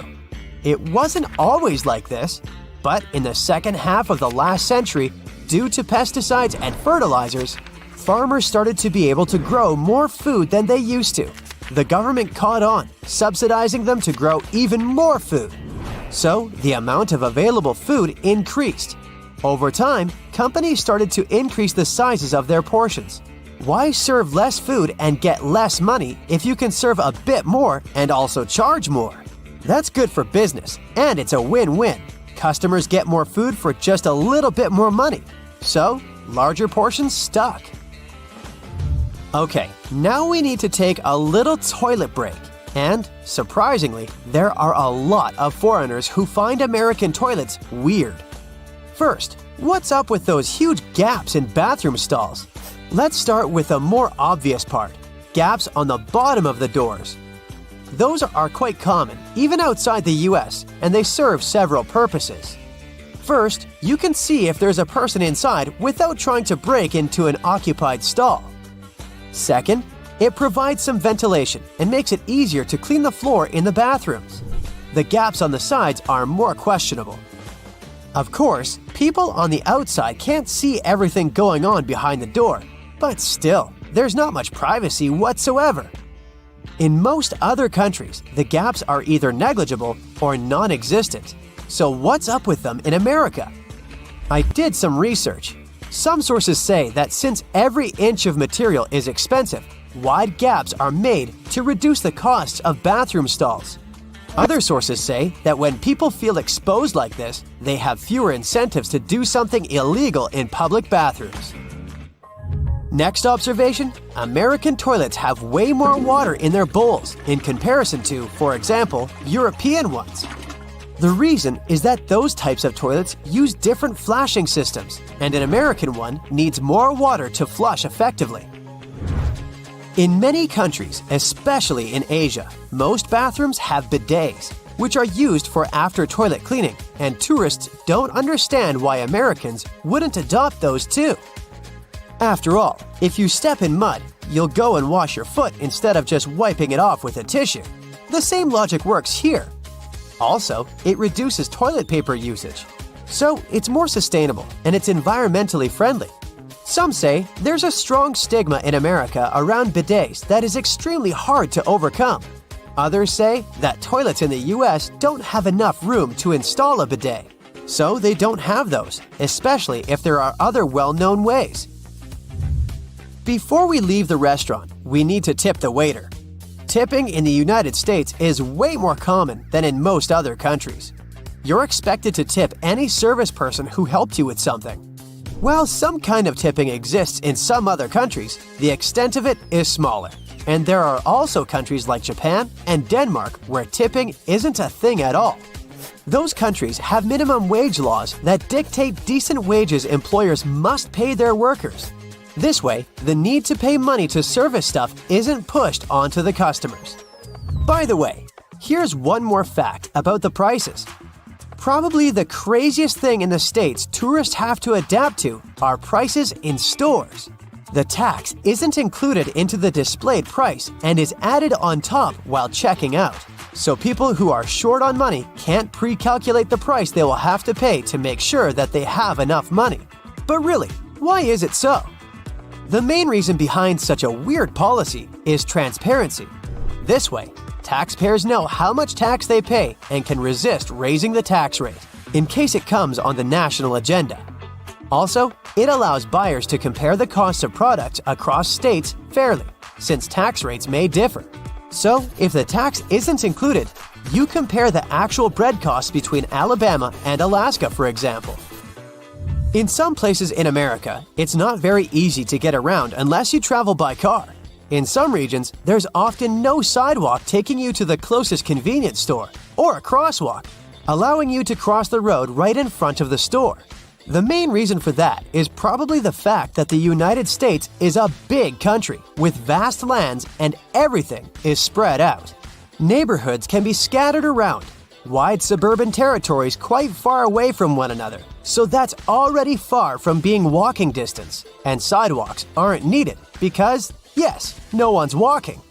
Studies show that Spanish or Germans walk at least twice as much as Americans, but in those countries, everything is way closer. And last and not least, you guessed it, the imperial system. It's based on the human body. A foot is an average foot size of a person, so you might think it's quite intuitive for anyone. Well, no. Foreigners are incredibly confused with feet, inches, gallons, and Fahrenheits, and tend to convert it all to the familiar metric system. Well, in this sense, the British are even more confusing. Those guys use both imperial and metric systems. For height, it's mostly feet and inches, but for weight, kilograms. Great Britain used to have the imperial system, but later they were forced to switch to the metric system. So now they're using a combination, whatever helps to be more precise. If you're planning a trip across the Atlantic, you should prepare for more than just the jet lag. Depending on where you land, life in Europe can seem a bit unusual. So it's best to do a bit of research before you travel. Speaking of quirky little differences, one of the first things you may notice is the lack of AC. Hope you like fresh air because central air conditioning isn't everywhere like you might be used to. In Europe, you might find that someone's flat, office, or even a full restaurant doesn't have an AC unit. That's because some Europeans rely solely on their windows to get a breeze. However, bigger places like grocery stores and malls usually keep things well ventilated. Water in European restaurants is not always free either, even though this is common practice in the US. Sure, you'll get a fancy glass bottle at most places, but you'll also see it on your bill. More so, if you ask for water, be sure to specify if you'd like it still, because you might get sparkling water instead. Forget about getting a glass full of ice water too. You might get cold water from the fridge, but Europeans don't do the whole tons of ice thing like they do in the US. If you enjoy sightseeing on a budget, you know how helpful those public toilets can be. After walking for hours, it's great to stumble upon a bathroom where you can freshen up a bit. Well, you better have the equivalent of 50 cents or so in your pocket, because in many European countries, you've got to pay to use these public restrooms. Even fast food restaurants might charge you for the privilege. The best workaround is to head to a mall. Their restrooms are usually free. Also, in the US, bathroom stalls often have a gap at the bottom. Some say this design was chosen for cleaning purposes and accessibility. In Europe, however, stalls tend to reach the floor for more privacy. Name days are also kind of a big deal in Europe, despite not being so popular in the US. Each day of the year is like a mini birthday celebration for someone with a specific name. Europeans who follow this tradition see it as a second birthday, and even some take it more seriously than their actual birthday. Even the way we perceive things can be totally different depending on where you're from. Take a 100-year-old building in Europe that's practically brand new, but in the US, it's considered old. Depending on who you ask, some Americans might even consider an object that is 200 years old to be ancient. Europeans reserve this word for something that comes from a time before the Middle Ages. However, when it comes to distances, it's quite the opposite. Europeans might find driving 100 kilometers, or about 60 miles, to be a lot, while for Americans, that's a short trip. It does make sense if you think about it, though, because Europe is way more crowded. In fact, the entire European Union is only about half the size of the US. Either way, Europeans are always on the move, whether it's inside their continent or jetting off somewhere else on the planet. It's probably because most European countries are so small by comparison that people grow up thinking it's normal and easy to cross borders all the time. Even the appliances tend to be different when comparing the two regions. Take washing machines, for instance. In Europe, most of them only hook up to cold water, and they load from the front. In the US, it's common to have machines that use both hot and cold water and load from the top. On that note, make sure to research the type of electrical plug used in your European country of choice before traveling. You might find you'll need special adapters to be able to use your phone charger or curling iron while on holiday. Thankfully, most hotels are prepared for these issues and can offer adapters on demand, free of charge. Fridges might seem a bit different too. That's because tiny ones are the norm in Europe, except for large families who invest in bigger fridges and freezers. It's not all bad, especially if you enjoy sharing groceries with roommates, less food wastage, and more frequent trips to the store for fresh food. Might also want to polish your metric system knowledge before heading to Europe too. Everyone there is using meters, grams, liters, and Celsius. Sure, people in the US might learn the metric system in school, but they stick to the other system for their everyday lives, with yards, miles, pounds, and Fahrenheit. Make sure you also double-check dates and times before making any reservations. Europeans write their dates like day, month, year, while Americans flip it to month, day, year. Also, in the US, the week usually begins on Sunday and wraps up on Saturday. But in Europe, it starts on Monday and ends on Sunday. Be on the lookout for the different time format too. In some countries, if someone says it's 14, that translates to 2 o'clock in the afternoon. Even advertising might seem a bit different when you first land in Europe. In the US, you might see people wandering around in inflatable costumes on the street to promote local business, but that's a rare sight in Europe. Also, those massive billboard signs you often see along American highways aren't available in most European countries. They're usually against the law because it's believed that drivers should be focused more on the road ahead. And such advertising techniques can be too distracting. Moving on to street names and shopping hours. In North America, especially the USA, it's common to name streets with numbers, like 5th Avenue or 16th Street.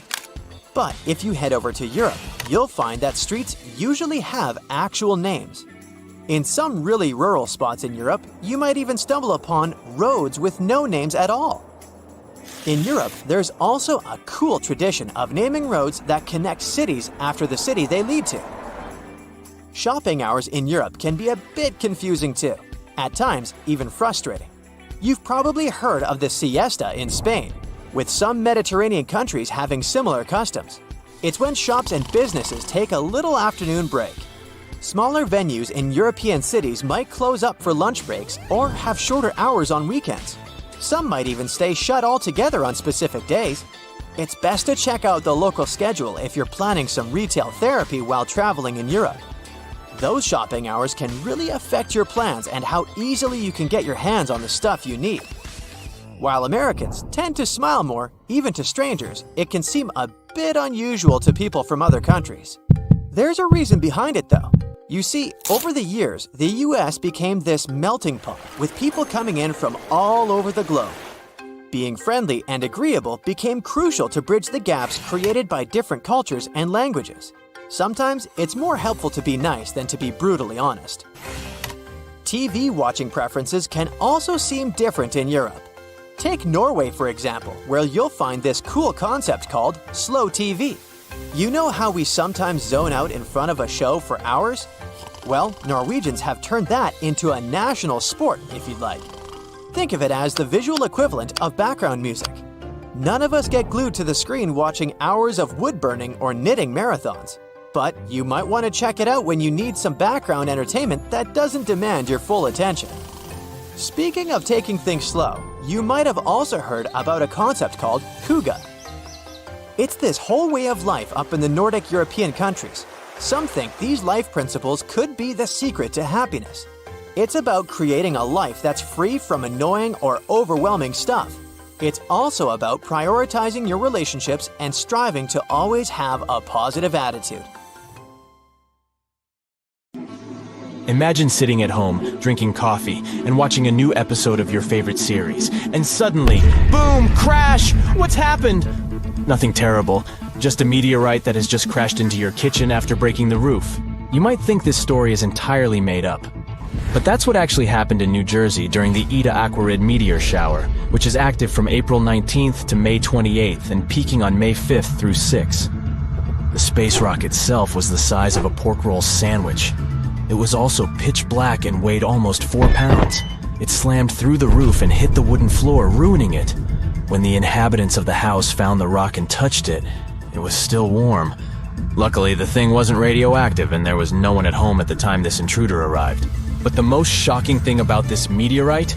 Astronomers believe it might have come from a cosmic snowball traveling far, far away from Earth. To explain this, I'll have to tell you a bit more about the Eta Aquarid. This meteor shower is famous for its fast meteors, leaving long, glowing trails. It's produced by Comet Halley, completing its orbit around the Sun every 76 years. The comet hasn't visited Earth since 1986 and won't come back until 2061. Right now, it's somewhere near the constellation of Hydra, which is more than 100 light-years away from our planet. Every year, Earth has to pass through trails of debris left by the comet. They collide with our atmosphere, disintegrate, and create beautiful, colorful streaks in the night sky. And it happens every time Halley returns to the inner solar system. Its nucleus sheds a layer of ice and rock into space, and some of it reaches our planet. The Central New Jersey authorities believe the meteorite that sneaked into the house originated from that meteor shower. But I feel that you might be pondering another question that confuses many people. What's the difference between all those space bodies? I mean, there are so many of them flying out there. Meteors, meteorites, asteroids, comets. Ugh. Okay, let's figure it out together. An asteroid is a rocky body orbiting the sun. It's usually not very big and quite inactive. Comets are different. They're covered with ice that normally evaporates in sunlight, forming a coma, which is what a comet's atmosphere is called. This coma consists of dust and gas. A comet also has a tail that is made of dust and/or gas too. A meteoroid is a small part of a comet or asteroid that orbits the sun. If this meteoroid manages to sneak into Earth's atmosphere and vaporize there, it's a meteor. It's often called a shooting star. And finally, if a meteoroid manages to survive the passage through our planet's atmosphere and lands on Earth's surface, it becomes a meteorite. If you think such space guests are a rare occurrence, that's not exactly true. Every day, our planet is hit with more than 100 tons of sand-sized particles. About once a year, a large, car-sized asteroid enters Earth's atmosphere, turns into an impressive fireball and burns, luckily, before reaching the surface of the planet. And every 2,000 years or so, a meteoroid the size of a soccer field hits Earth, causing a lot of damage. And now, imagine this. A huge, really ginormous asteroid is approaching our planet. There's no one on Earth to predict its appearance. Neither is there anyone to stop it. That's why soon, the asteroid crashes into the surface of Earth. The force of the collision is so powerful that the space visitor doesn't stop until it gets through the crust to a depth of several miles. The impact leaves a crater of more than 100 miles across. Thousands of cubic miles of solid rock instantly turn into vapor. The crash sets off a series of natural disasters that erase 75% of life on Earth. The creatures that were close enough to see the crash don't survive for longer than a few seconds. Even closer to the impact crater, the ground is covered with thousands of feet of hot ash, grit, and rubble. Several seconds later, everything for many miles around bursts into flames. What doesn't burn down within the next several minutes after the collision faces a different, even more terrifying fate. The asteroid causes a monstrous, largest ever tsunami. A recent study claims that it was thousands of times more powerful than any wave people have ever seen. The tsunami was so devastating, it eroded seafloor sediments half a world away. The team of scientists even remodeled the events of the first 10 minutes after the impact, and the model showed that the asteroid had produced waves up to 30,000 times greater than one of the largest tsunamis people have ever recorded, the one in the Indian Ocean in 2004. You've probably already guessed that I'm talking about a real-life event, namely the asteroid collision that wiped dinosaurs off the face of the Earth. The Chicxulub asteroid, as we now know it, is believed to come from the outer reaches of the solar system. This space body was at least 6 miles across. It crashed into the shallow seawaters near the Yucatan Peninsula. The impact was so powerful that it left its signature on the face of the planet. In 2021, researchers found out that the collision had carved mega ripples into Earth's crust in the region of modern-day central Louisiana. But such devastating events, when an object that large threatens Earth's inhabitants, happen very rarely, once every few million years. Space rocks smaller than 80 feet usually burn up in the atmosphere of our planet, causing little to no damage. If a rocky meteoroid larger than 80 feet but smaller than half a mile across was to hit Earth, it would cause local damage to the impact area. As for a space rock with a diameter larger than half a mile, it'd likely have worldwide effects. And these space bodies aren't even the largest. For comparison, asteroids populating the main asteroid belt between Mars and Jupiter can be as huge as 580 miles across. But you can breathe out. They're too far away, and don't pose any threat to our planet. All the time, our scientists keep learning more and more about hazardous asteroids and comets. They have even established a Planetary Defense Coordination Office, aka PDCO. It ensures that potentially hazardous objects get detected as early as possible. An object is considered potentially hazardous if its orbit is predicted to bring it within 5 million miles of Earth. It should also be large enough to reach the surface of our planet, over 100 feet across. Interestingly, a meteorite impact isn't the worst thing you need to worry about. Some scientists warn that the most dangerous thing is the shock wave produced by a meteor breaking apart in the atmosphere. For example, one meteor, which originally was an asteroid the size of a 6-story building, entered our planet's atmosphere in February 2013 and broke apart 15 miles above the ground. This generated a shock wave that was equivalent to a ginormous explosion. An even larger space visitor was called the Tunguska meteorite. It was also 10 times more energetic. It broke into pieces over the Tunguska River in June 1908, flattening 500,000 acres of forest. If the meteorite hadn't been so huge, this event would have gone undetected because of the remote location where it all happened. So it's a good thing that 90 to 95% of meteors don't survive the fall through our planet's atmosphere. Only those that are made of stronger materials make it so far. Most meteorites, though, are thought to come from comets, which are way more fragile than asteroids. We should also consider the speed of a meteor. If one is approaching Earth at a slower speed, it's more likely to survive the collision with the atmosphere of our planet. It means that the meteor won't burn completely, and some of its remains will reach the ground. If you ever want to call someone, hoping they won't really answer, try Super Bowl night.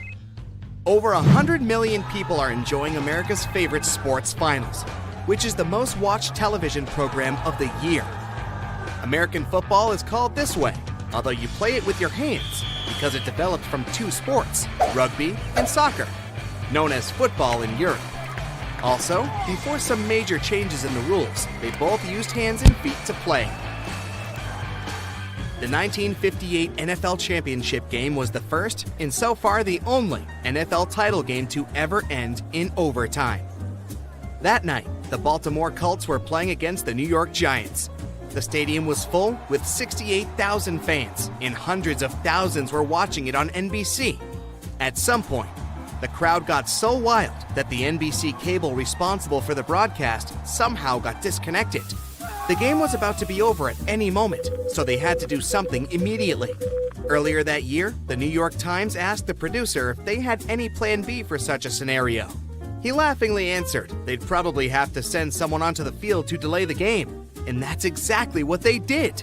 They sent their business manager to run up and down the field after the timeout. Officers were chasing him for a while, and everyone thought that was just a rowdy fan. That's how NBC saved the broadcast, missing only the first play out of the timeout. It's hard to imagine a football game without huddles. I mean those times when they all gather in a tight circle to discuss the strategy, motivate each other, or celebrate. But those huddles only became a thing in the 1890s thanks to Paul Hubbard, a hearing-impaired quarterback for Gallaudet. He didn't want the other teams to read his hand signals, so he gathered his teammates in a tight circle to protect their secrets. The 1982 Stanford Cardinal and California Golden Bears went down in history because of the play that unfolded in the final seconds. Stanford had a 20-19 lead, and there were just 4 seconds left. You'd think that's nothing, but the time was enough for Golden Bears to turn the tables. They did 5 backyard passes, and bam! Final touchdown. They won 25-20. Unlike professional football balls, the balls used at college games have white stripes painted at one of the ends to make it easier to spot the ball during nighttime games. Wilson, a famous sports equipment company, has been the exclusive provider of footballs for NFL games since 1941. They now produce 4,000 footballs every day. The first American football game in history was played between Rutgers and Princeton colleges. It was popular among students, but soon became quite a rough sport. At some point, it was even banned to play football in public spaces. Walter Camp, a famous rugby player, became Yale's football team captain and saved the day. He changed the rules of the game and made it a lot as we know it today. The 20-yard line to the end zone is known as the red zone. Red was chosen for the name, as it's a warning color for the defense. Once the offense reaches this zone, they are in the best scoring position. Gridiron football is another name for the game. No fun stories here. The only reason is that the playing field does look like a gridiron used in cooking. It seems almost impossible that brothers would be coaching NFL teams that play at the Super Bowl, but it happened in 2013. Jim Harbaugh and John Harbaugh coached the San Francisco 49ers and Baltimore Ravens and stood against each other at the big game. Their parents were watching in the Superdome. John, the elder brother, won. They briefly exchanged congratulations after the game, but didn't speak for weeks after it. Both admitted that the game was emotionally super hard for them. There used to be the National Football League and the American Football League, each with its own champion, until they merged in 1970. They had to decide about the new structure and couldn't come to an agreement. And guess how they finally solved it? Well, they just dropped 5 options into a vase and took one out at random. Kansas City Chief Lamar Hunt coined the name Super Bowl as he was inspired by a toy for just 98 cents. His wife found it at a toy store in Dallas, Texas, and told him the little ball could bounce over a small house. Not everyone liked this idea, and there were even contests for a different name, but nothing has beaten the toy-inspired one. The first Super Bowl took place on January 15, 1967. The tickets were just $12 compared to the $100,000 that you'd have to pay for the VIP suite today. Yet, there were still many empty seats at Los Angeles Memorial Coliseum, where it took place. They chose the location only 6 weeks before kickoff. Now it's known 3 years before the actual game. Ever since the 5th Super Bowl, they have used Roman numbers for identifying the games. It helps avoid some confusion. For example, Super Bowl 2023 would take place at the beginning of that year, but the majority of the season would have been played in 2022. The only exception was Super Bowl 50. The NFL believed naming it Super Bowl L might have lowered ticket sales. The NFL never pays any of those superstar singers that perform at halftime shows. Appearing there at the prime time brings the artists much more money in the long run, as their record sales always spike after the game. They do get money to cover the expenses they have to prepare for the show, though. It can be more than $10 million, so that's not a bad deal after all. Each Super Bowl team gets 108 balls, 54 of them serve as practice balls, and another 54 are used during the actual game. The usual halftime of the NFL game is 12 to 15 minutes, but the super halftime is 20 to 30 minutes, depending on the performance that's going on. The coin they flipped at the 44 game to decide which team would start the kickoff had spent 11 days on a NASA spaceship orbiting the Earth. To make sure the game is always fair, there must be 7 officials with different functions present on the field. You can recognize them by their black and white striped shirts. The referee is the highest rank among them and has the most responsibilities. Then comes the umpire, the back judge, the head linesman, the side judge, the line judge, and the field judge. Miami has hosted the Super Bowl the most, with 11 games. The runner-up is New Orleans with 10. It normally takes place in a warmer climate or at an indoor stadium. The only exception was the game that took place at Tulane Stadium in New Orleans, when the temperature at game time was 39 degrees Fahrenheit. The Arizona Cardinals are older than the state they represent. The team was founded in 1898, and Arizona officially became a state only 14 years later. The team also had the longest period in NFL history when they didn't win a single game postseason. 51 years. NFL gives the winning team members the Super Bowl rings. Those never repeat each other, as the winners choose how to customize it to make it special. Designing them takes up to 4 months. The ring will normally have the team name and logo, the world champion's title, and the Super Bowl logo and number. The team can award the rings to whomever they decide, not just players, but coaches, trainers, executives, personnel, general staff, and also former players and coaches. That's why the total price of the set is around $5 million. The Green Bay Packers Super Bowl 45 ring had over 100 diamonds, 13 of them representing every title the team has won since 1929. A man went for a walk not far from Buenos Aires in Argentina and found something that looked like a dinosaur egg lying in the mud. When he shared his find with his family, everyone thought it was a joke, but it was actually very real. Except it wasn't a dinosaur egg, but a glyptodont shell. These guys went extinct thousands of years ago. Some of them grew up to be the size of a small car. The Paleo-Indians, who were the ancestors of Native Americans, must have had a fun time living alongside those beasts. People keep finding similar black scaly shells, which are fossils of glyptodonts in the Americas. These creatures thrived in South America for tens of millions of years and also spread up north.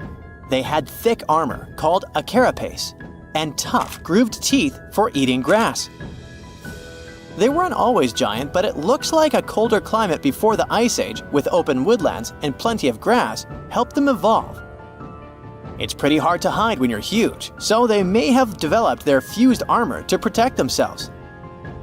One of the most famous types had a long tail with spikes that it used to fight other glyptodonts for territory or mates. Although they look similar, the ancient glyptodonts were really different from today's armadillos. Glyptodonts had a hard, heavy armor made of fused plates, and today's armadillos have flexible armor and can roll up into a ball to protect their soft tummies. Plus, glyptodonts ate grass using their grooved teeth, and armadillos prefer insects for lunch. But despite all the differences, recent studies of their DNA showed that glyptodonts actually belonged to the armadillo family. If you think the glyptodont was scary, just wait till you meet the giant short-faced bear. This bad guy grew to almost twice the height of Michael Jordan when it stood on its hind legs. It also weighed over 1,500 pounds, and it was able to run at the speed of over 40 miles per hour. This bear preferred meat to all other foods. Even its skull and teeth were designed for slicing through meat, and it had forward-facing eyes that gave it sharp vision. Its strong jaws and large muscles helped it crush bones to get to the nutritious marrow inside. The giant short-faced bear lived in places like Minnesota and west of the Mississippi River, all the way up to Alaska. It went after or scavenged big animals like bison, musk oxen, deer, and even ground sloths. But it eventually went extinct because its prey didn't survive the Ice Age. Today, the only living relative of the short-faced bears is the spectacled bear from South America. This guy is much smaller, about the size of a black bear, and it eats both plants and meat. Game of Thrones fans, the next one is for you. The orphaned wolf cubs adopted by the Stark family in the epic series were inspired by dire wolves. Their name translates from Latin as terrible wolf. These great uncles of modern dogs were almost 5 feet from head to tail and weighed around 150 to 200 pounds. The oldest record of the dire wolf is from 250,000 years ago. They adapted well to different conditions and lived pretty much all over North America, from as far north as Alaska to down into southern Mexico. They went extinct around 10,000 years ago, soon after the last ice age. They most likely just lost their source of food. The closest we have to dire wolves now is the gray wolf, but don't get too upset. Scientists think they could be able to bring the dire wolf back to life. They can combine intact straps of their DNA, recovered from the museum specimens and the genome of modern dogs.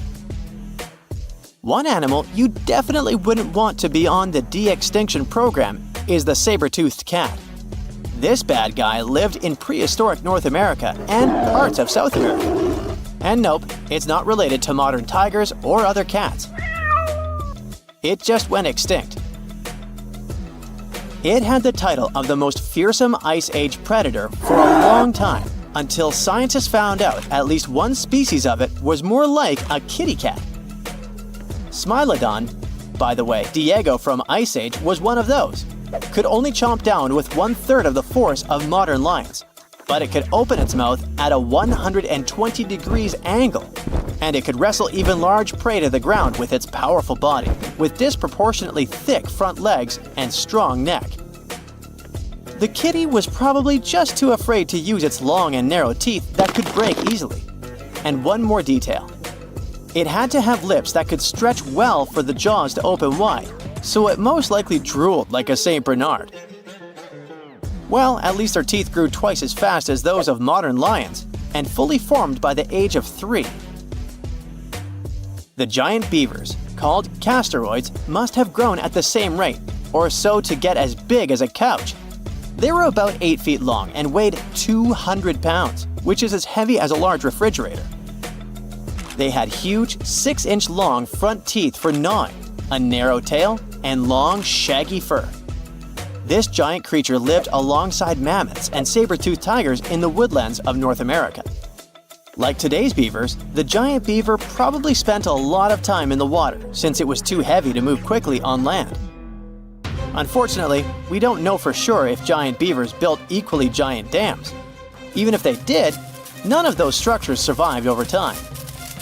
Some people think a giant beaver built a 4-foot-tall dam in Ohio, but it's just a guess. Eventually, the giant beaver disappeared, just like other big animals from the last ice age. Early human settlers in North America may have sped up its extinction, as they probably liked its thick fur and meat. By the Ice Age, mastodons, some remote offsprings of the early elephants from Africa, crossed a land bridge that once connected Siberia and Alaska and made it to North America. Mastodons, like woolly mammoths, had thick, shaggy fur that helped them keep warm in the cold climate of the Ice Age. But unlike the mammoths, who mostly grazed, mastodons were mostly browsers. They like to eat leaves from shrubs and the lower branches of trees. Scientists often find woolly mammoth fossils together, which means they probably lived in groups, like family herds. Mastodon fossils are usually lying alone. This means they may have preferred living on their own and only came together to mate or for a short time with their young. Sadly, both mastodons and woolly mammoths went extinct around 11,000 years ago, not long after the Ice Age. Scientists think this may have happened because of changes in weather patterns. fewer food sources, and possibly early humans. They figured out that one mastodon could feed a tribe for a week and dress them for years. You can mostly find camels in deserts in places like North Africa and the Middle East now. But scientists believe they actually came from North America, especially the lands west of the Mississippi River. Fossils show that camels appeared on Earth about 44 million years ago. In 2015, a team of scientists from the University of Louisiana discovered the bones of a giant ancient camel in Oregon. This camel was between 12 and 14 feet tall, like a modern giraffe. It lived around 7 million years ago and had a long neck to help it reach high plants. About 6 million years ago, some early camels crossed into Asia over the Bering Strait land bridge. Once they arrived in Asia, these camels split into two types we know today: the Bactrian camel with 2 humps and the dromedary camel with 1 hump. You won't find wild camels in North America anymore, but some of their relatives, such as llamas, alpacas, and guanacos, still live in South America. Some mistakes have the power to change the course of history. One such story has to do with an old, boring key that could have saved the Titanic from its infamous demise. The key belonged to the crow's nest locker that housed binoculars, which could have helped the lookouts spot the iceberg sooner. There's more. The key wasn't even on board the ship when it set sail. The second officer took it with him when he was taken off the ship at the last minute. As the story goes, the officer forgot to hand the key over to his replacement in his hurry to disembark. So, when the lookouts were in desperate need of binoculars, they were out of luck. One of the lookouts, named Fred Fleet, even testified that if they had had binoculars, they would have spotted the iceberg in time to avoid it. And when asked how much sooner, Fleet replied, "Enough to get out of the way."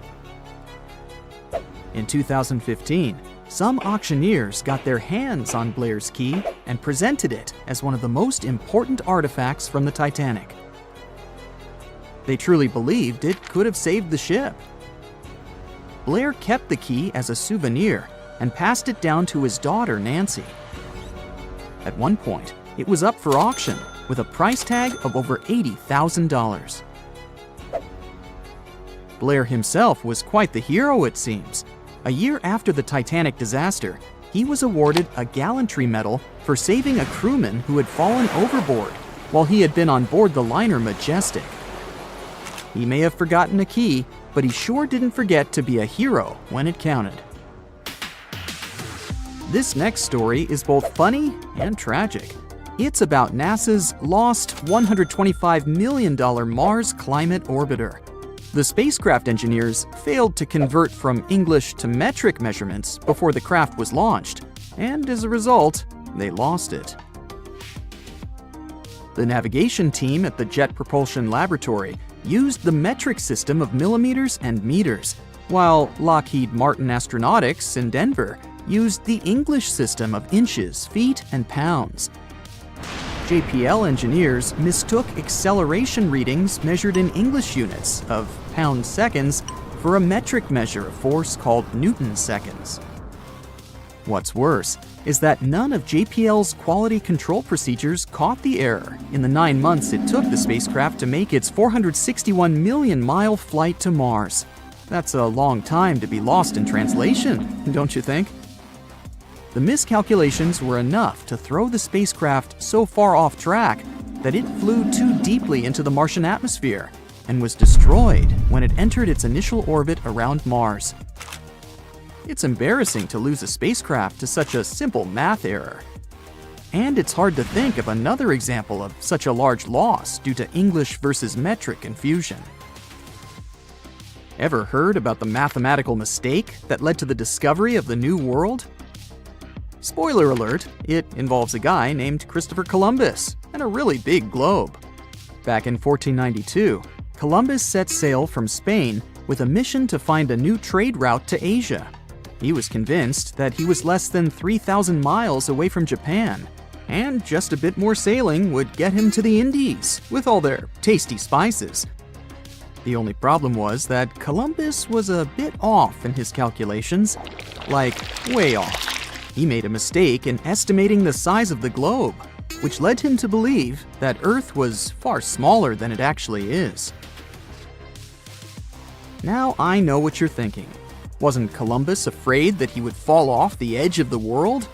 Contrary to popular myth, Columbus and his crew knew the Earth was a globe, just like the ancient Greeks did 2 millennia earlier. They weren't worried about falling off the edge, but rather about the size of the ocean they planned on crossing. And to make matters worse, Columbus had no idea that an unknown landmass existed between Spain and Asia. After weeks at sea, Columbus finally reached the Caribbean. He believed that he had landed on the outskirts of Asia, and so named the islands the West Indies.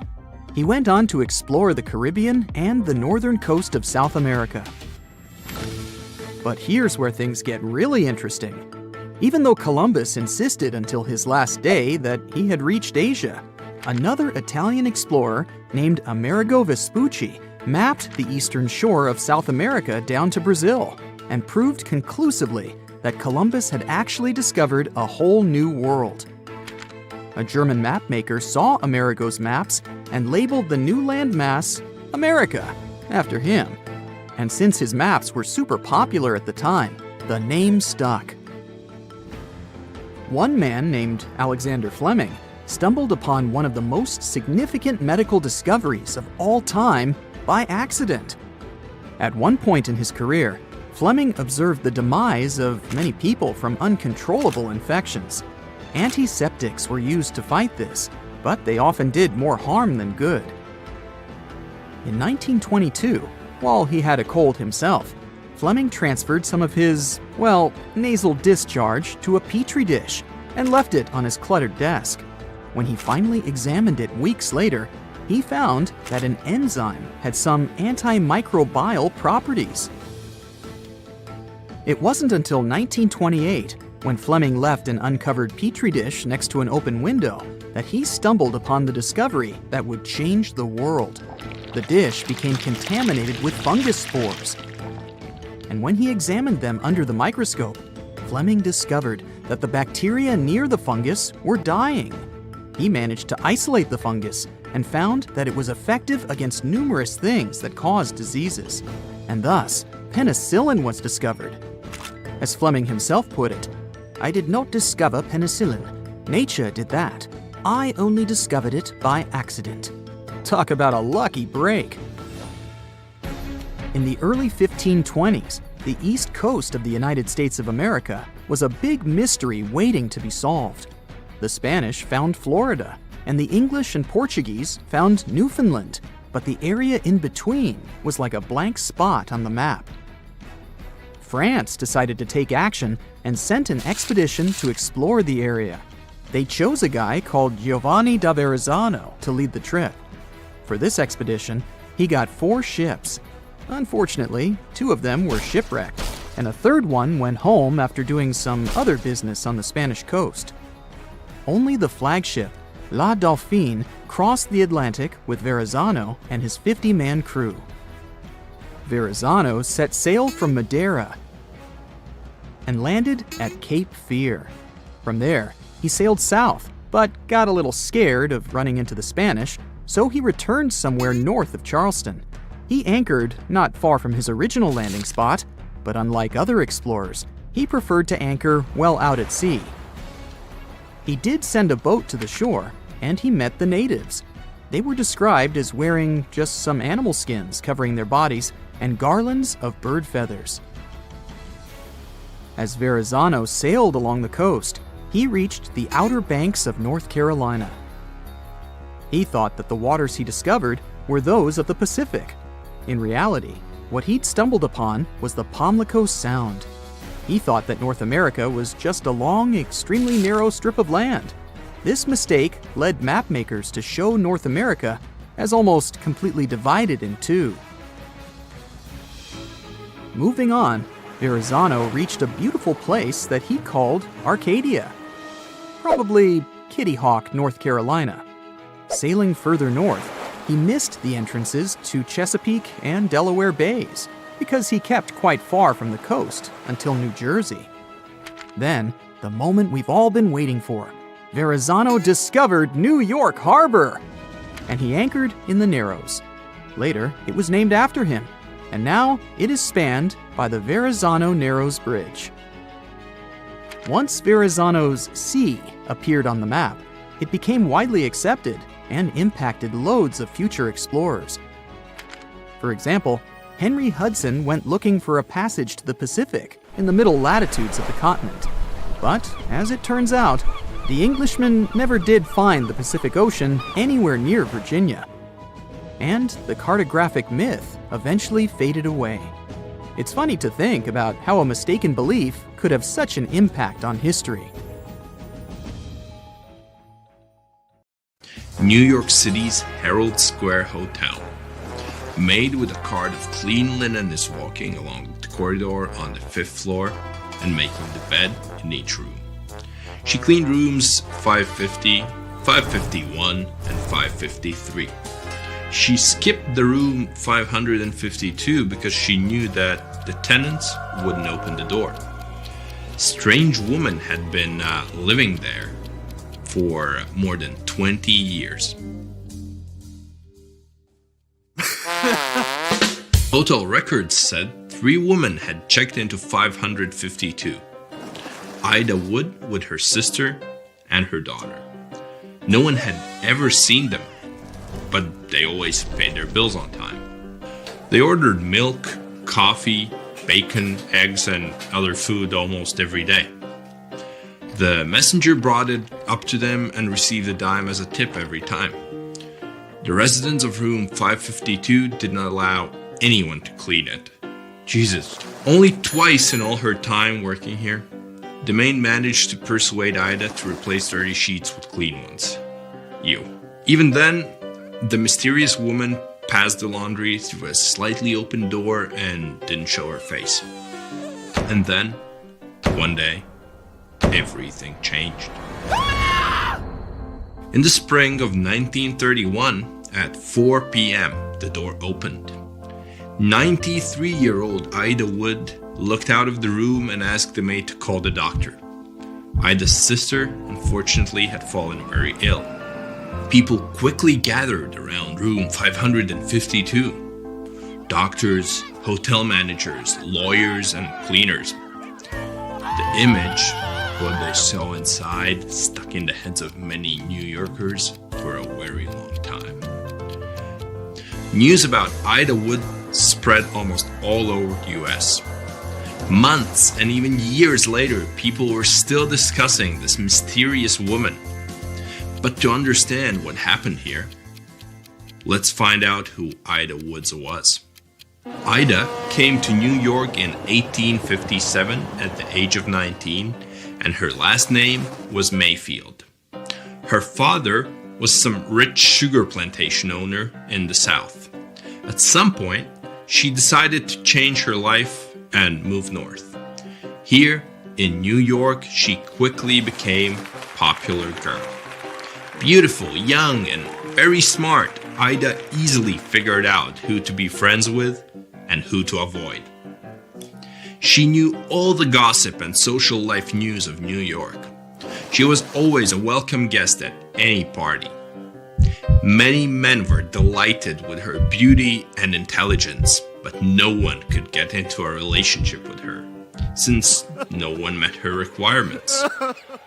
Once, Ida even wrote a letter to one of the most influential men in the city, Benjamin Wood. He was a well-known entrepreneur, owned a shipping company and a popular newspaper. Benjamin's brother was the ex-mayor of New York. Ida's letter was romantic and quite witty. Ida asked Ben for a meeting, and he agreed. When he saw her in real life for the first time, he immediately fell in love with her. From that moment, Ida's life changed completely. She now lived in luxury and any door was open to her. Thanks to her position, she even danced with the Prince of Wales and managed to meet Abraham Lincoln and many other celebrities. So in 1867, she became Ben's wife. Ida didn't behave like a fortune hunter. She was a good wife and loved her husband. They had a daughter called Emma, and life was perfect, except for one thing. Ben was very fond of gambling. On some days, he managed to win a huge prize, and others he lost a lot of money. Unlike him, Ida could save money and knew its value as she was afraid of losing it. So she made a deal with her husband. When he lost, he'd give Ida an amount equal to the loss. When he won, he'd give his wife half of the winnings. Benjamin agreed to the terms. Ida hoped she would help her husband forget gambling, but he went on with it. On one hand, Ida was worried about this, but on the other hand, her wealth was growing rapidly. In 1900, Ben passed away. Journalists found out that Mr. Wood didn't own any real estate and had no valuable property. There wasn't much money left in his account, and everyone understood that his huge fortune was in his wife's hands now. Ida Wood became one of the wealthiest women in New York. She owned not only property and money, but also the newspaper. For the next few months, she was running this business, attending many social events, traveling a lot, and even donating a lot of money to charity. But then, in 1901, something happened. It seemed like money was starting to drive her mad. She felt she was spending too much and could run out of money, or someone could take it away from her. She sold the newspaper for more than $250,000, along with the expensive possessions she acquired over the years. Outfits, paintings, sculptures, furniture, and houses. She put all the money in her bank account. Meanwhile, the financial situation was starting to heat up. People were nervous about the coming crisis. Ida felt it as well, and this made her emotional state even worse. In 1907, Ida came back to the bank and withdrew about $1 million from her accounts. She didn't trust banks and decided to keep that money to herself. After that, she, along with her daughter Emma and her sister, Miss Mary Mayfield, rented a room at the Herald Square Hotel. They brought all their personal belongings there, as well as suitcases filled with money. She didn't allow any contact with the outside world, forbade the maids to enter her room, and asked to leave food next to the door. This is how she lived for the next few decades. Then, at the age of over 70, Ida's daughter became very ill. She was taken to a hospital where she unfortunately passed away. Ida stayed to live with her sister, and in spring of 1931, Miss Mary Mayfield became ill too. Ida decided to leave the hotel and finally end her seclusion. Her room was super dirty and messy. There were pieces of food and garbage on the floor. The two old residents looked mentally unstable. They were super thin and wearing dirty old clothes. There were stacks of yellowed newspapers, boxes of half-eaten crackers, balls of thread and rope, sheets of old wrapping paper, and several large suitcases with millions of dollars inside. Among the many things they found there were securities with valuable shares that hadn't been cashed out for decades. And by that moment, their total value had grown to $175,000. The sister passed away and the doctors took her out of the room. Ida helped them, but she was afraid to leave the door open, and she had her reasons. Ida had 54 suitcases full of money. Some of them were stored in a warehouse in the suburbs. They were filled with fabrics and dresses from Europe, expensive necklaces, bracelets, watches, and cut gems. They found a $40,000 necklace in an old cracker box. They found another $250,000 in a shoebox. One of the nurses caring for Ida discovered $500,000 in cash in her dress in a hidden pocket. Everyone understood that Ida couldn't live on her own. She was sick and weak, so they moved her to another room on another floor. Lawyers and next of kin recognized Ida as incapacitated and began to count her fortune. During the investigation, the news about the wealthy old lady spread all over New York.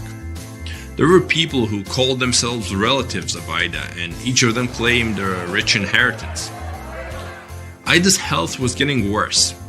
When they brought her water and food, she asked how much it costs. If something was more expensive than a single dollar, Ida refused to accept it. She believed that they kept her captive, so she often looked out of the window and screamed for help. She considered almost everyone around her enemies, except for the nurses, whom she believed to be her confidants. She told them episodes from her life and shared her secrets. On March 12, 1932, Ida finally passed away. Soon, a large-scale court case began to split her property and money. More than 1,000 applicants came to the meeting. Many of them were from Louisiana. They said they were Ida's relatives from her father's side. Meanwhile, an investigation about Ida's identity continued. They found out Ida never even lived in the South. Her father was not a sugar plantation owner, and her real name was Ellen Walsh. She was born and raised in the rough neighborhoods of Dublin. But the most interesting thing was that her daughter Emma wasn't her child. She was her sister. No one knew why they pretended it was otherwise. It's possible that Ida's husband knew this, but he never revealed his wife's secrets. Ida's big secret got out, but some questions about her remain. How did a poor girl from Dublin manage to get into the circle of wealthy bohemians of New York so easily and quickly? Why did her sister pretend to be her daughter, and what exactly caused her insanity? We're still discussing this mystery.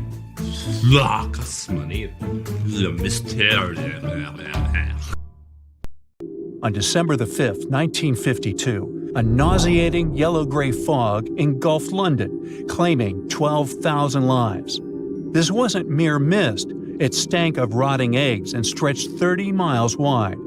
Buses halted, planes were grounded, and ambulances were trapped. For 5 days, the city vanished in the stench and sludge. Streets slick with a black ooze. Those who dared ventured out stumbled blindly, smudging their faces while birds crashed into buildings. With visibility zero, thieves ran rampant, and even indoor shows were canceled. The Great Smoke sent over 100,000 people to hospitals, leaving a grim legacy of demise and decay. The causes of this tragedy started long into the past. Something called pea soup fog became one of the symbols of London in the 19th century. Nature wasn't to blame for this fog. It was caused by people burning coal to heat their homes and run factories. In fact, London's air started getting smoky all the way back in the 13th century, when people began widely using coal. It got worse as the city grew bigger.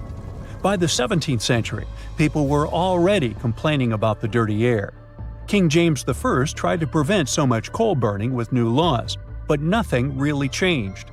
As more factories popped up during the Industrial Revolution in the late 18th century, the problem blew out of proportion. The air was full of tiny particles that water clung to and formed dark, heavy clouds. This mix of smoke and fog became so bad, people called it smog. Yep, this word was invented in London in the early 20th century. The smog got so thick sometimes it could last for a whole week, and it made people ill. Some even passed away because of it. Even though the smog was harmful, people didn't want to stop using coal because it gave them jobs and kept their homes warm. So the problem lingered. By the 20th century, thick fogs were happening less frequently, finally, because factories started moving away from the city.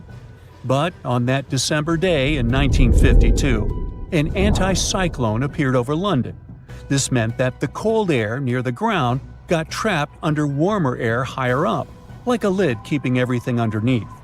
Because of this, all the smoke from factories, cars, and home fireplaces couldn't float up and away like usual. Instead, it clung near the ground, mixed with water in the air, and produced an extremely thick, dirty fog. Plus, daylight in December is shorter, and it was really cold, so people had to use even more coal for heating and lighting than they normally did. All this led to a disaster. It was clear that sulfur particles from the burning coal made the fog yellow and smell like rotten eggs. But scientists couldn't figure out why and how these particles turned into sulfuric acid. Decades later, an international team of researchers recreated that scary fog in a lab. They used samples of air and atmospheric measurements from the fog in 2 large Chinese cities that have high levels of sulfur dioxide in the air, just like London during the Great Smoke. They learned that the thick, dirty air, called haze, doesn't form in the same way in London and in China. In London's fog, smoke from burning coal released 2 gases, sulfur dioxide and nitrogen dioxide. These gases mixed with water droplets in the fog, which made it harmless at first because the water diluted the harmful chemicals. But as the water evaporated and there was nothing to dilute the 2 dioxides, the fog became very acidic and hazardous to breathe, so it damaged people's lungs. In present-day China, things are a little different. A third chemical, ammonia, joins the mix. Now ammonia, which comes from farms and cars, helps balance out the acidity of the fog, so it's less harmful than London's deadly fog. But the scientists found that cutting down on nitrogen dioxide and ammonia could still help China reduce its air quality problems. They hope that their discovery will help both understand London's past fogs and give China ideas for making its air cleaner. It could also save the health of millions of people around the world who are now living in cities with bad air quality. After the terrible fog of 1952, everyone realized how serious London's air problem was. 4 years later, the British authorities created a law called the Clean Air Act to stop something like that from happening again. This law banned people from burning smoky fuels like coal in their homes or in factory furnaces in some parts of the city. To help people adjust, the authorities gave them money so that they could switch to cleaner heating options like oil, natural gas, or electricity. It took time for these changes to make a big difference, and sadly, another dangerous smog happened in 1962. But the Clean Air Act was a very important first step for protecting the environment and people's health. Almost a century before the Great Smoke, another smelly event happened to London, the Great Stink. Back then, people didn't have proper bathrooms or sewers, and all the waste from houses and factories went straight into the River Thames. When the weather got super hot in July and August, the water level in the river went down, and piles of waste, sometimes 6 feet, popped up on the muddy banks. The smell was so terrible that even Queen Victoria and Prince Albert had to cancel their relaxing boat ride on the river. The politicians working in the brand new Parliament buildings, which were right by the river, couldn't handle the smell either. The air inside was so terrible that they had to hold handkerchiefs over their noses to breathe. They even tried soaking the curtains in chloride of lime, hoping it would cover up the horrible odor. Many Londoners believe that the bad air, called miasma, caused horrible things like cholera, which had already taken the lives of lots of people. Engineer Joseph Bazalgette solved the problem as he built a new sewer system that would move all the waste away from the city. His sewer system was so well designed that it still works today, even though London has grown to over 8 million people. On the other side of the Atlantic, in the United States, there was also a day when you couldn't see your hand before your face, and it was impossible to breathe outside. But the reasons for this Black Sunday were very different from the Great Smoke of London.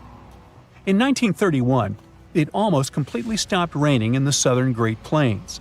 This drought lasted for nearly 10 years. Without rain, the farms dried up and the soil turned to dust.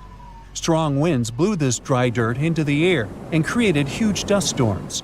These storms, called black blizzards, made it hard to breathe and see anything. People tried to protect themselves by putting Vaseline in their noses, wearing masks, and sealing their homes, but the dust still made many of them sick. In 1934, things got even worse. It was the driest year in over 1,000 years. Temperatures went over 100 degrees for weeks, and the land became even drier. On April 14, 1935, after months of terrible weather, the sky finally looked clear, and there was barely any wind, which was rare for this area. People came outside as they were hoping that the worst was finally over. When Oklahoma minister announced that a few good rainstorms would make the land fertile again. But unfortunately, that morning, a cold wind from Canada met warm air in the Dakotas and started a massive dust storm. The storm grew to hundreds of miles wide and thousands of feet tall. A sunny day instantly became completely dark. Drivers had to hide in their cars, and other people went down into basements, found refuge in barns, fire stations, tornado shelters, and under their beds to stay safe. The storm didn't stop for hours and took at least 20 lives. Many people couldn't stop coughing, and one man went blind. The storm was so strong, it carried 300,000 tons of dirt across the country and even reached the East Coast. 360 years ago, a massive British ship, the London, blew up in the Thames estuary. The tragedy took over 300 lives, including the sailors and their loved ones. No one knows exactly what led to all this, but scientists are finally getting close to the truth. Divers accidentally found an exceptionally well-preserved bronze cannon from the ship. This cannon, that was buried in silt and clay for centuries, could have all the answers. The London was a service ship built for the Navy of the Commonwealth of England. It set off on its first journey in June 1656. The ship played a huge role in British history as it was part of a convoy that went to the Netherlands in 1660 to collect Charles II and restore him to the throne. 5 years later, in March 1665, it was traveling from Chatham to Hope. From there, the Admiral Sir John Lawson was supposed to take it to the sea. But just before reaching the buoy of the Knower, the gunpowder suddenly blew up on the ship. About 25 people who were in the roundhouse and coach survived, but over 300 drowned. The ship broke into two pieces. Henry Bennett, the Earl of Arlington, passed along rumors that it all happened because of cheap, low-quality gunpowder that was on the ship. When experts of that time inspected the shipwreck, they concluded that the cannons could still be salvaged, but the ship itself was a total loss. Later, when someone recovered some of them in 1679, there was a scandal where they tried to use them to settle a completely unrelated debt. In 2005, divers rediscovered the London. To protect it, port authorities even had to move the shipping lane, and a team of archaeologists got to work exploring it. That wreck is a big deal because it gives us real insights into English naval history. Visibility in the Thames estuary can be terrible. Sometimes you can't even see a foot and a half in front of you. Working on the site is also super tough because it's in a crazy tidal environment, and a busy shipping lane, where huge cargo ships constantly pass by, is still near. So when a cannon suddenly appeared, stuck deep in the clay, it meant the conditions had to be absolutely perfect. Experts believe the find is from the Commonwealth era, and it's medium size, about 8 feet 6 inches long. It was part of a special set made specifically for the London and was placed on the ship's lower deck. Every single gun carriage on the London was one of a kind because all of its cannons came from different countries and different periods in naval history. Big cannons were really rare and crazy expensive to make since they needed tons of bronze or iron and had to be individually cast. That's why the Navy often grabbed cannons from captured rival ships, old shipwrecks, or decommissioned vessels. The new find is one of the clues that could eventually help scientists to solve the mystery of the London tragedy. So far, they've also found leather shoes, pieces of instruments, wooden tools, rope, and a compass. All these artifacts are like puzzle pieces to them. They still don't have enough evidence to be sure, but it looks like both the pipe and candles could have been sources of flames that set off a larger bang. Some workers made another amazing find at a flooded quarry in nearby southeast England, about 60 miles southeast of London. they stumbled upon the remains of a rare Elizabethan-era ship hundreds of yards away from the nearest coastline. Finding a ship from the late 1500s is a huge deal, because very few vessels from that time have survived. Studying it could help scientists answer some big questions about an important era in history, when England was becoming a major player in European trade. Today, the quarry site is about 1,000 feet from the sea, but back in the 1500s, it was actually part of the coastline. Archaeologists think the ship either wrecked on a rocky headland or someone dumped it there when it was too damaged to sail anymore.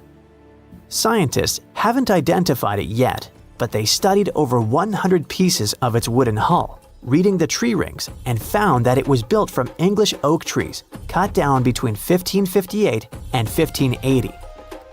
At that time, Northern Europe was switching from the old clinker method where the planks overlapped like fish scales to the carvel style from the Mediterranean, where the planks are smooth and flush against each other, nailed to an internal frame. Old wood usually rots away pretty fast when it's exposed to air or water. But if it's buried under a thick, oxygen-free layer of mud or silt, it can survive for centuries. That's exactly what happened here. The team is using laser scanning and digital photography to document everything about the wreck. Once they finish their research, they plan to rebury the timbers under the silt in the quarry lake, so the ship can stay there safe for many more centuries to come. A team of archaeologists in Norway found a ship in an even more unexpected location, in a flat field. There's a hill nearby called Gel Mount. It's actually a huge burial monument that the Vikings themselves had built. The farmer who owns the field wanted to dig some drainage ditches, but first, he needed experts to check for anything important underground. Archaeologists used a high-resolution georadar attached to a tractor-like vehicle. When they scanned the field, they discovered that it used to be packed with burial mounds, at least 8 new ones nobody had ever found before. And beneath one of the mounds, the radar picked up the outline of a ship. Back in Viking times, ships were super valuable, so they only buried them with really important people. Scientists have only found 3 boat burials in all of Norway before, and this is the first new one in years.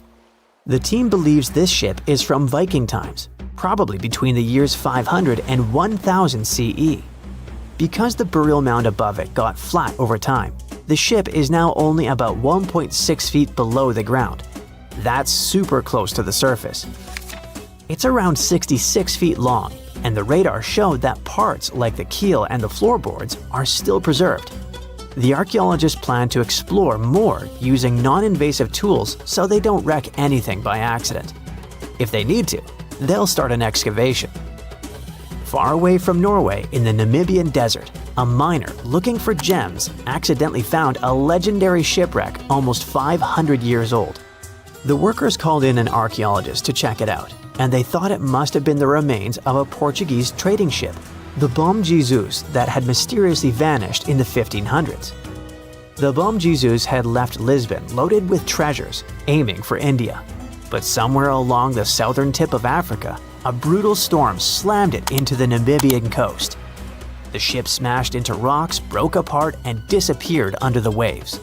When archaeologists explored the wreck, they found parts of the ship scattered across the shore and buried under thick sand, which actually saved the remains from rotting away.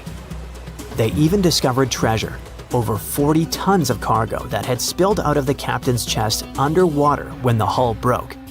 There were cannons, swords, fabrics, tools sailors used to navigate by the stars, and most impressive of all, 1,845 copper ingots, solid pieces of metal weighing 16 to 17 tons in total. Scientists could even read the old trademarks stamped on them, revealing they were made by a mega-rich German trading company. And then there was the real jackpot. More than 2,000 gold and silver coins from all over the world, Portugal, Venice, France, and the Moorish states, plus 105 giant elephant tusks weighing about 2 tons. The tusks were likely on their way to become luxury goods like jewelry and fine carvings.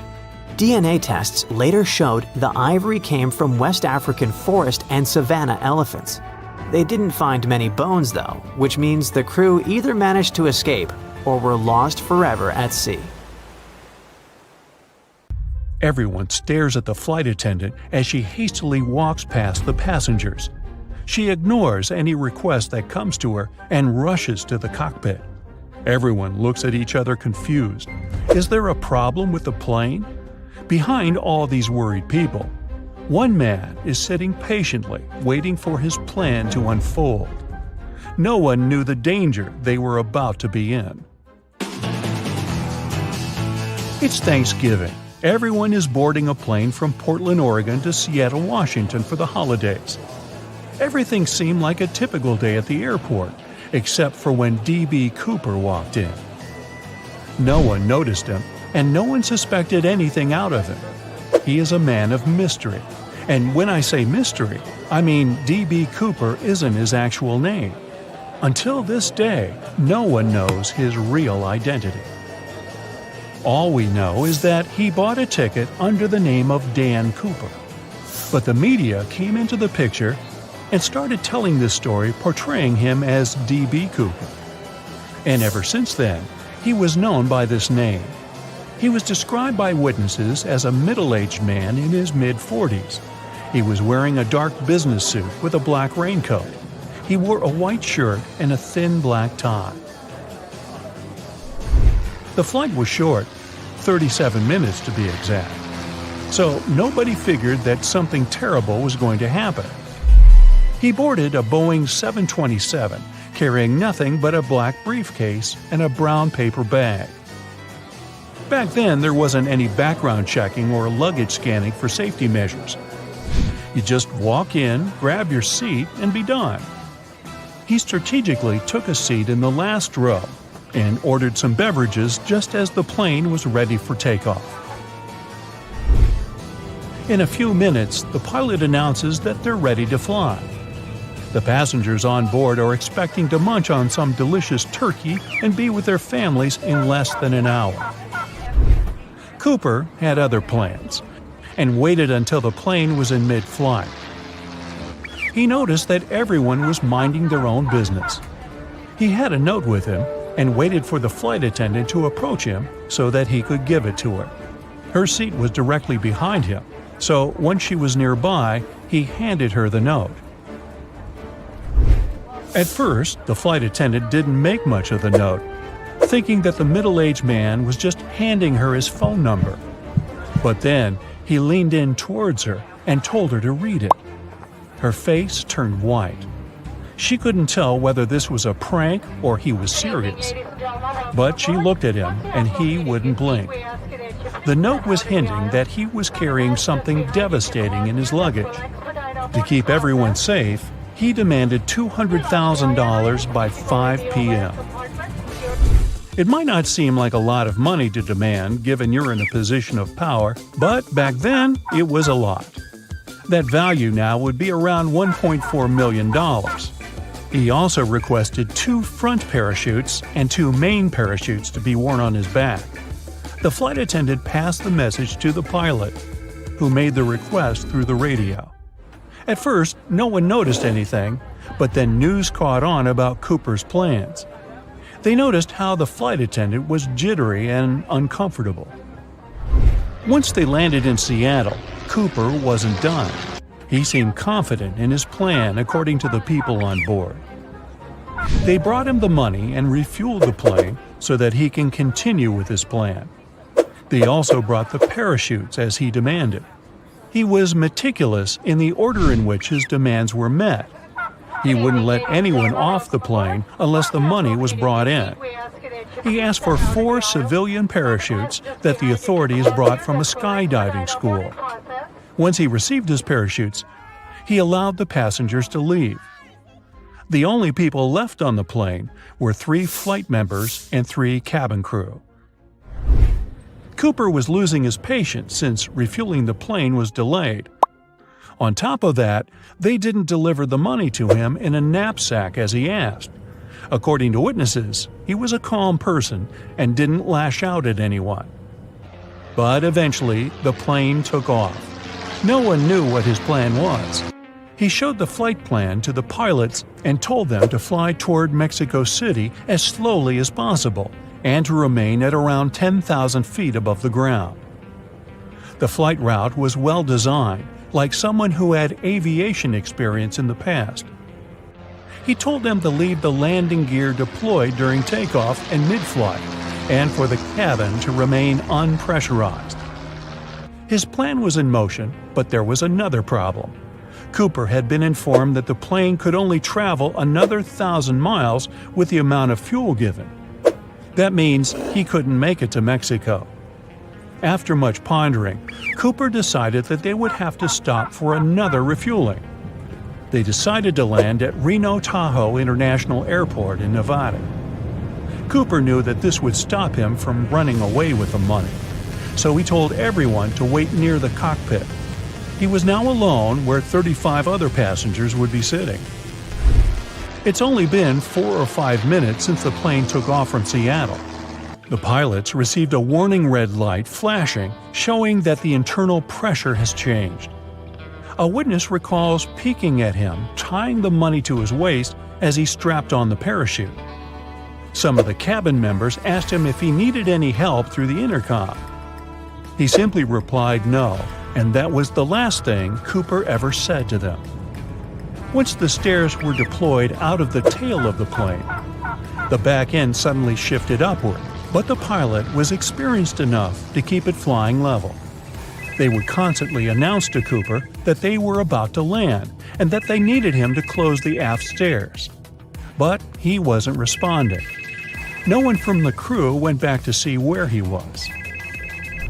They landed safely with the stairs still deployed. The authorities rushed to the scene to sweep out the area in case he was still there. But after 30 minutes, there was no sign of them.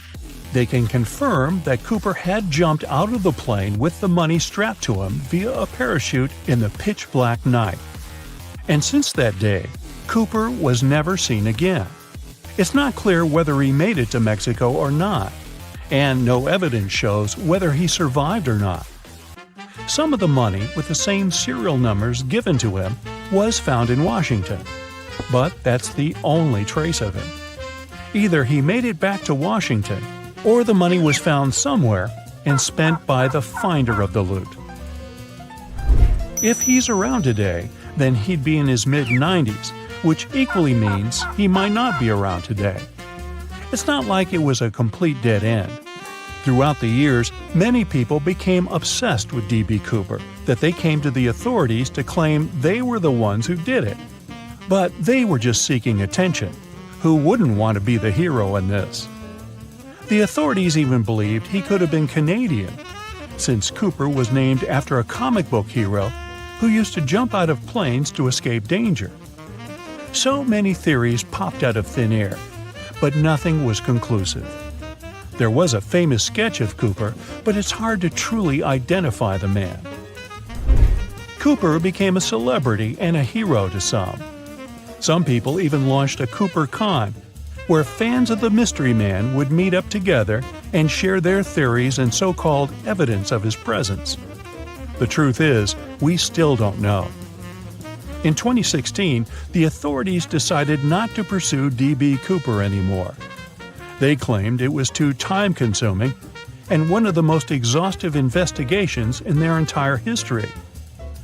All we know is that this incident changed the entire way we approach air travel forever. Is the Big Apple getting a little too heavy for its own good? A recent study revealed that New York City is sinking. And get this, it's all because of those towering skyscrapers. Apparently, the whole event is called subsidence, which is when the Earth's surface settles bit by bit, or suddenly sinks. Soft sediments shifting and the weight of the city itself are the culprits behind this sinking sensation. Now, don't get too alarmed. The study found that New York is sinking at a rate of 0.04 to 0.07 inches per year. Sure, that doesn't sound like much, but there are parts of the city that are sinking even faster than that. this sinking situation could cause some trouble for the city, especially since it's already pretty low-lying and home to over 8 million people. So it's important that local authorities come up with some strategies to tackle the growing flood risk and rising sea levels. Although, I'm not sure building giant seawalls is the way to go. We might need to get a little more creative than that. Geologists want to make sure we're all aware that building more high-rises near the coast, rivers, or lakes could contribute to future flood risks. So we really need to think twice before we start constructing skyscrapers left and right. In recent studies, scientists calculated the total mass of all the buildings in New York City, over 1 million of them, and it adds up to a whopping 1.68 trillion pounds. Talk about a heavy load. Now, they didn't include the weight of the roads, sidewalks, bridges, and other paved areas, so you can only imagine how much more weight is added to the city. But hey, even with these limitations, the researchers did a pretty good job of accounting for the complex geology beneath New York, including the sand, silt, clay deposits, and good old bedrock. They found out that certain types of soil, like clay and artificial fill, are more prone to subsidence. On the other hand, bedrock stays pretty firm and keeps those skyscrapers in place. So at least we don't have to worry about the Empire State Building taking a dive anytime soon. Comparing their fancy models with satellite data, the researchers created a map of the city showing where the sinking is happening. And guess what? The increased urbanization and all that groundwater pumping and draining are only making things worse. It's high time we start protecting our resources, don't you think? I wouldn't start packing my bags just yet. New York isn't the only sinking city out there, you know. Jakarta, the capital of Indonesia, is facing some serious sinking action too. In fact, parts of it could be underwater by 2050. That's like a real-life Atlantis situation. Over 30 million people in Jakarta are now deciding if they should relocate the entire city. If there's a city out there we should worry about sinking, that's Venice for sure. But why is it so eager to take a dive, you might ask? Well, let me tell you the complex truth. You see, Venice decided to set up shop on a marshy lagoon with shoddy foundations. As time went by, the ground underneath just couldn't hold it together and started compacting like a squished marshmallow. On top of that, the city's been slurping up groundwater like it's going out of style or something. The cherry on top of this mushy cake is that the sea levels have also been slowly rising. And guess what? Those sneaky plate tectonics are having a laugh by shoving the Adriatic plate under the Apennine Mountains, giving Venice an extra push downward. Someone had the bright idea to stop pumping groundwater, thinking they could stop the sinking shenanigans. But hold your gondolas. A new study revealed that the sinking hasn't completely stopped, just slowed down a bit. It turns out the whole area is tilting ever so slightly to the east, with Venice perched on the slightly higher end. You must be wondering how much Venice sinks in a year, right? Brace yourself for this shocking revelation. It's sinking at a rate of about 0.04 to 0.07 inches a year, similar to New York. At this pace, in the next 20 years, it could sink a whopping 3 inches below sea level. To avoid turning into a Venetian fishbowl, locals are frantically building special barriers to keep the water from crashing into the lagoon. But don't hold your breath, because this project has had more delays than you'd expect. Oh, and have you noticed that charming old-style vibe in Venice? It's not just because they're fans of the vintage look. Those salty waters have been wreaking havoc on the buildings, thanks to the water levels constantly breaching the original damp-proofing. Now the water's cozying up to the masonry, and the ground floors of many apartments are no longer safe enough to live in. Now, when will Venice take a dive into the abyss? It's hard to say for sure. Subsidence and rising sea levels are as slow and unpredictable as a turtle in a marathon. But experts have playfully warned that if things continue as they are, Venice could be doing the backstroke beneath the waves by 2100. Fear not, though. They're doing their best to protect this floating gem of history and culture from becoming a Hollywood disaster flick. So don't cancel that Venice day trip just yet. New Orleans has a peculiar watery situation going on too. You see, this lively place was initially built just a smidge above sea level, and now it's gradually sinking. Back in the day, when an area of the city called the French Quarter was just popping up, folks had to make do with what they had.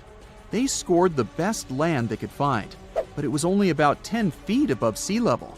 And let's not forget, the rest of the city is as flat as a pancake, with the areas around the French Quarter being just a hair lower.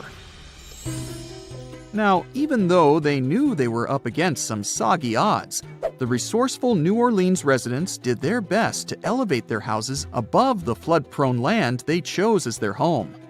There's more. The ground beneath New Orleans is as wobbly as a plate of Jell-O. Architects had to keep things short and sweet because they feared the soil couldn't handle the weight of taller structures. They played it safe, sticking to 2 or 2.5 stories. Here's where it gets interesting. The city installed a fancy drainage system in the 1900s, thinking it would solve their water woes. And while it did help with the marshes and all, it inadvertently sucked the life out of the soil. Yep, the ground was left high and dry, without enough sediment and water to keep it steady. As a result, those former marshes sank as if they were in a quicksand competition. By the 1930s, things got even more topsy-turvy. 1/3 of the city was below sea level, and by the time Hurricane Katrina made its grand entrance, that number skyrocketed to around 50%. Oh, and here's the icing on the cake. Sea levels decided to join the party, rising faster than a helium balloon. So now, not only is New Orleans sinking, but the surrounding area is also at various degrees below sea level. So what can we do about all these sinking cities? Well, for instance, we could manage our water consumption a bit better. We can't just keep sucking groundwater out of the earth like there's no tomorrow. We've got to find new ways to quench our urban centers' thirst. Think about it. We could purify surface waters, or even turn salty seawater into a sweet solution. Of course, we'll need a boatload of energy to make it all work. Speaking of great urban water management, let me tell you about a town in Denmark called Nye. These guys have got it all figured out. They collect rainwater and use it to supply their toilets and washing machines. Talk about resourcefulness. Now that's what I call a splash of genius. The LaLaurie Mansion, located in the French Quarter of New Orleans, has a grim reputation. Its former owner, Madame Delphine McCarthy LaLaurie, was a wealthy socialite in the early 19th century. The urban legend says that she treated her workers very badly. One night on April 10, 1834, Madame LaLaurie's house began to burn.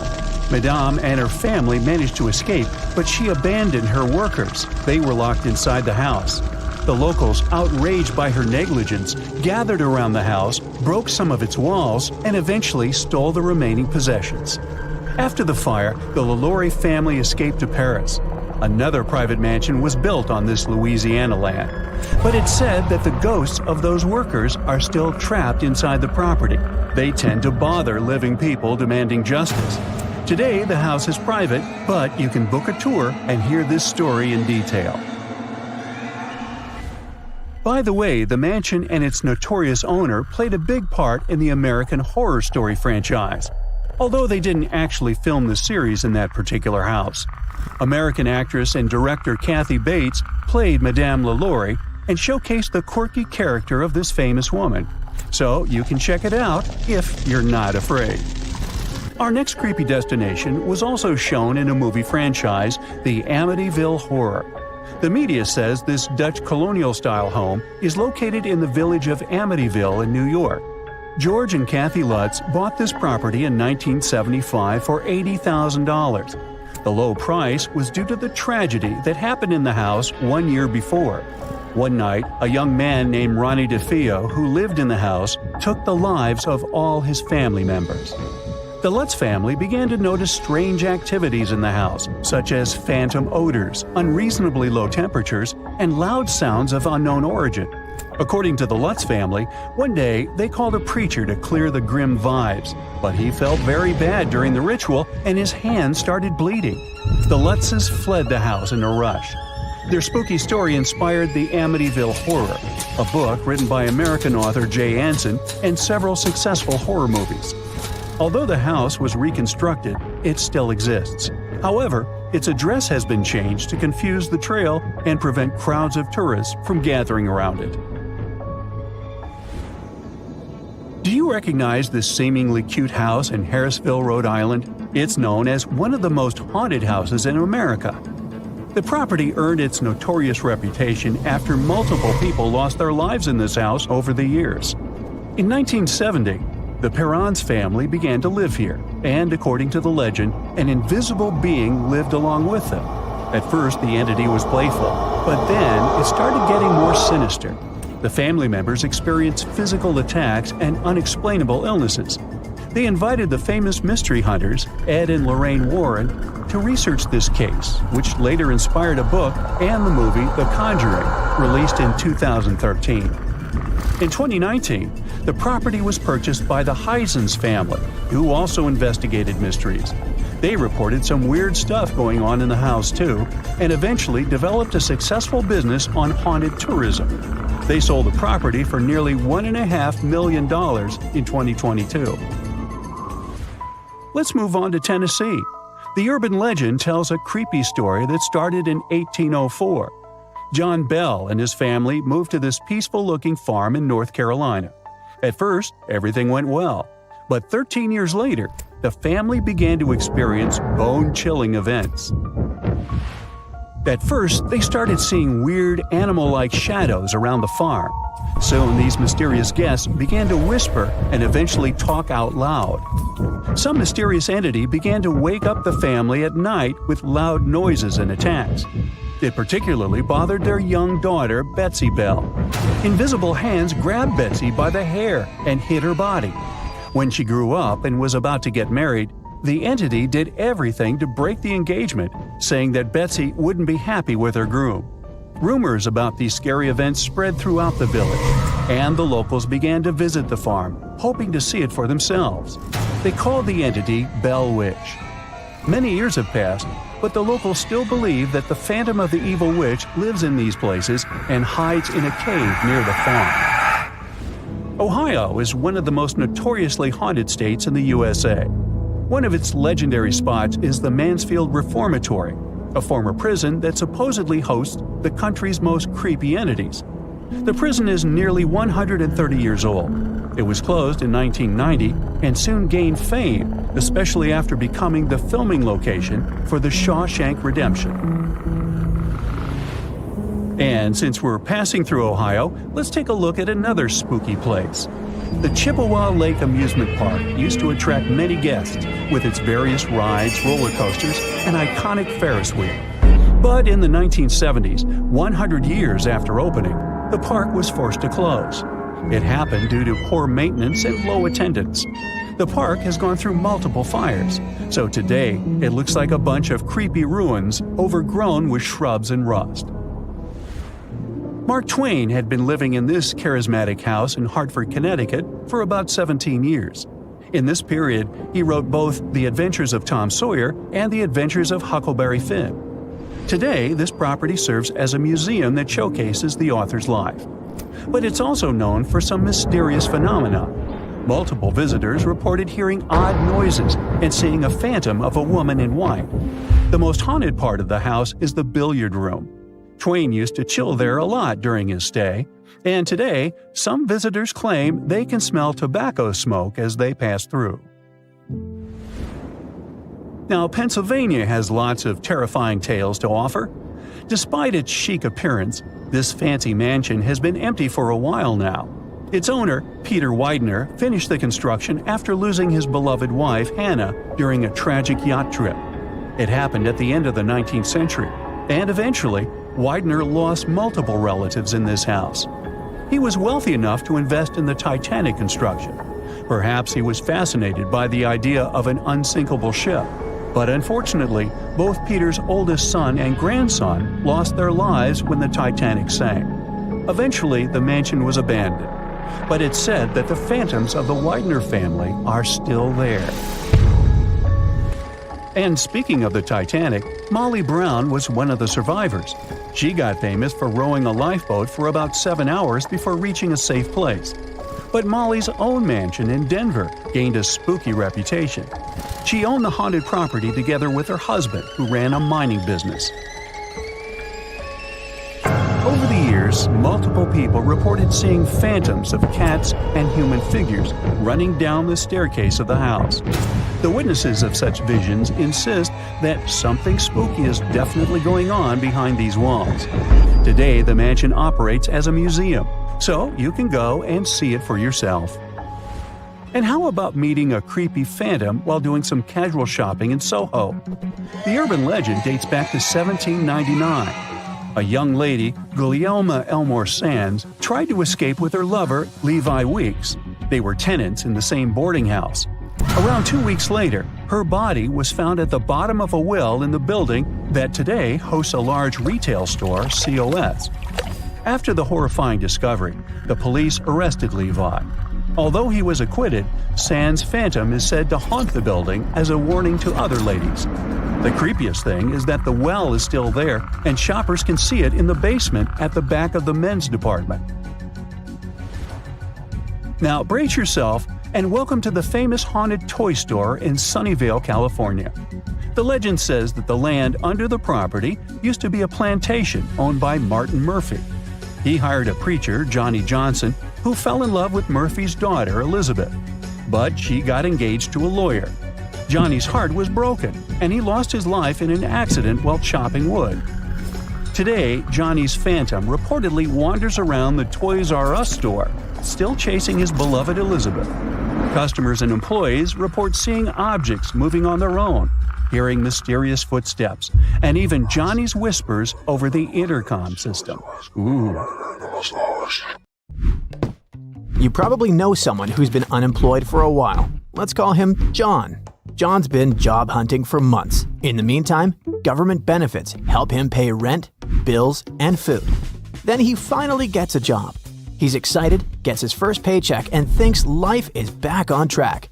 But here's the problem. That paycheck is just high enough to make him lose his benefits, and still too small to replace what he just lost.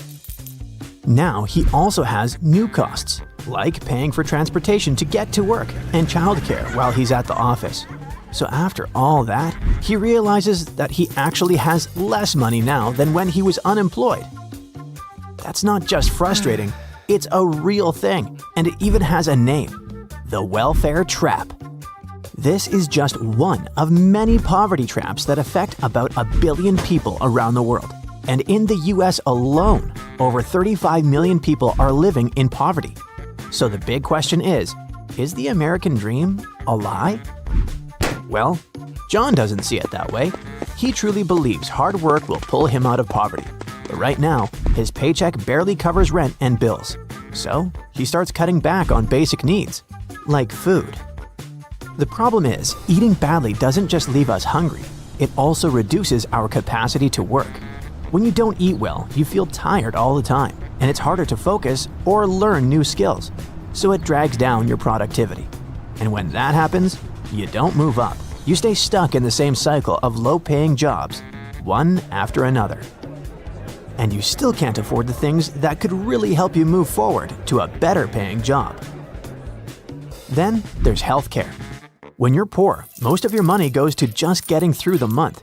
So going to the doctor feels like something you can't afford, unless it's an emergency. The thing is, by the time you have to go, a small health problem has often turned into a big one. Something that could have been fixed with a simple, cheap visit becomes expensive and serious. You miss work, you get hit with medical bills, and you fall even deeper into the hole. Now, think about education. A lot of people finish college already drowning in debt, so they take whatever job they can get, even if it doesn't need a degree, just to pay off their student loans. One report found that 1 year after finishing their degree, 52% of graduates were working in jobs below their education level.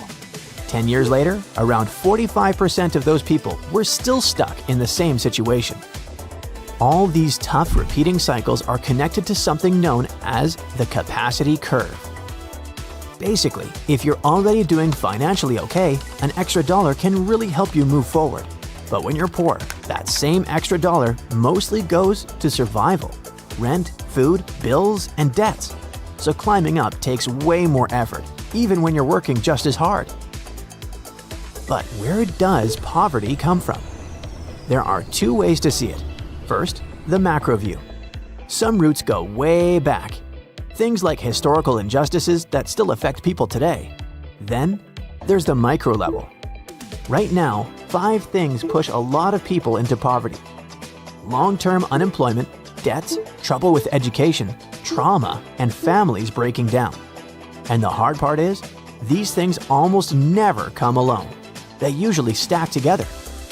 One problem makes the next one worse, and pretty soon you're dealing with a whole pile of barriers that are really hard to escape.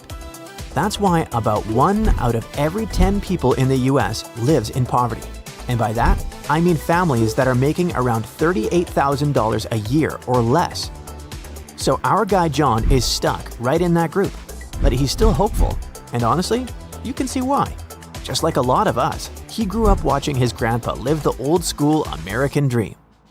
John's grandpa finished school, got hired young at a steady factory job, and a couple of years later, he was making enough money that one paycheck covered the basics. Back in the mid-60s, he bought a simple 3-bedroom house for about $12,000, paid it off over time, and raised his family there.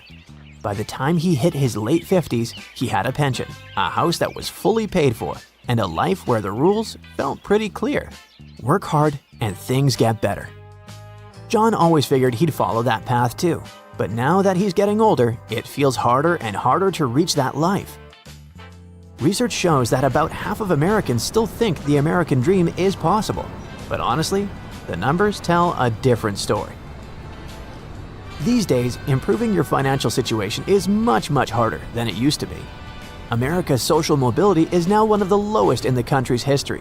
So basically, the poorer someone grows up today, the more likely they are to stay poor as an adult. If nothing changes, some experts believe that the US could stop being a place where you can shape your future with hard work and control your economic destiny. Instead, it starts looking more like a place where your life is decided the day you're born. Rich kids stay rich, poor kids stay poor. Over the last 30 years, the richest Americans have taken a much bigger slice of the country's income. The share going to the top 1% has roughly doubled. Meanwhile, the income of working-age US citizens have barely grown lately. In fact, it's the slowest growth we've seen since the 2010s. And when you look at what people can actually buy with their paychecks, I mean their real purchasing power, it's close to the weakest growth we've seen in the last 10 years. That takes us back to John. Even working extra hours, he still can't afford a house, and every day it feels like groceries just keep getting more expensive. Then he looks at his boss. The guy shows up in fresh designer suits, drives more than one car, and somehow buys a new house every few years. So John wonders, is it just because he has a higher salary? Well, not really. Because here's the thing with the American dream. These days, it starts to look like a lie, but only for poor people. While regular people deal with higher prices and tighter budgets, wealthy people are making money from what they already own. Put it simply, John's paycheck gets eaten up by basics like food, transportation, and rent, and his wages can't keep up because of inflation. But his boss was born with money and owns things like stocks, property, and other investments. When overall prices rise because of inflation, those assets often rise too. So instead of falling behind, he stays protected and keeps getting richer. And just like that, the gap between rich and poor in the US has been growing for decades. And by 2021, the top 1% held about a third of the country's wealth, while the bottom half of Americans only had a tiny slice, around 2 or 3%. Yeah, I know, that's a lot to take in, but John can't just give up. Getting out of poverty is possible. One thing you can do is to find one specific solid skill that employers around you really need, and then learn it in the cheapest way you can. That could be through community college, a free training program, books from the library, or even tutorials on YouTube. Although that's a good idea, here's the hard part. There is no magic solution, because poverty doesn't look the same for everyone. What helps one person might not help someone else at all. That's why it's almost impossible to find one big plan that works for everybody. But hey, that doesn't mean we stop trying, right? This is the London Underground mosquito. Hank Marvin, pleasure to meet ya. To come across this buzzing little bloke in person, you'll need to travel to London and specifically head down into the subway. Chocker down here, isn't it? Because among 3,000 species of mosquitoes in the world, you'll only find this guy in the London subway. Not buzzing above ground near the stations, but down in the system. This mosquito is one of those rare cases when a unique species evolves in one particular place. They built the system back in the 1860s. It's the oldest subway in the world, mind you, and any mosquitoes that happened to be down there got shut off from the rest of the world. Save for the entrances and exits at stations, the subway system is a pretty sealed environment. The mosquitoes got trapped and evolved right there. And if you're annoyed by all mosquitoes in general, get this, the London Underground species is even bitier than others. While above-ground mosquitoes mostly feed on birds and grab a bite from you when given the rare chance, this one really likes to go for people. That's because it may do with the meals available to it, not birds, but mammals. That is, rats and humans. It's also unique in that it doesn't need blood to lay eggs like other mosquitoes, and doesn't hibernate in the winter, so expect to swat at them year-round. Also a result of their being secluded to this underground tunnel system, no obvious seasonal temperature changes down there. This London type is so unique that it can't even crossbreed with other mosquito species. But beware, this species could be on the move. Infestations of particularly bitey mosquito populations have popped up in subway systems and sewers around the world, from Melbourne to New York. So let's head across the pond and meet another bug that lives only in the big city. Of over 1 billion ants running through the streets of Manhattan, scientists spotted a unique reddish-brown variety. That's about 120 ants for every person living in New York. These insects don't fit into any of the 13,000 ant species known to science. They're unique and only live in Manhattan between 63rd and 76th Streets.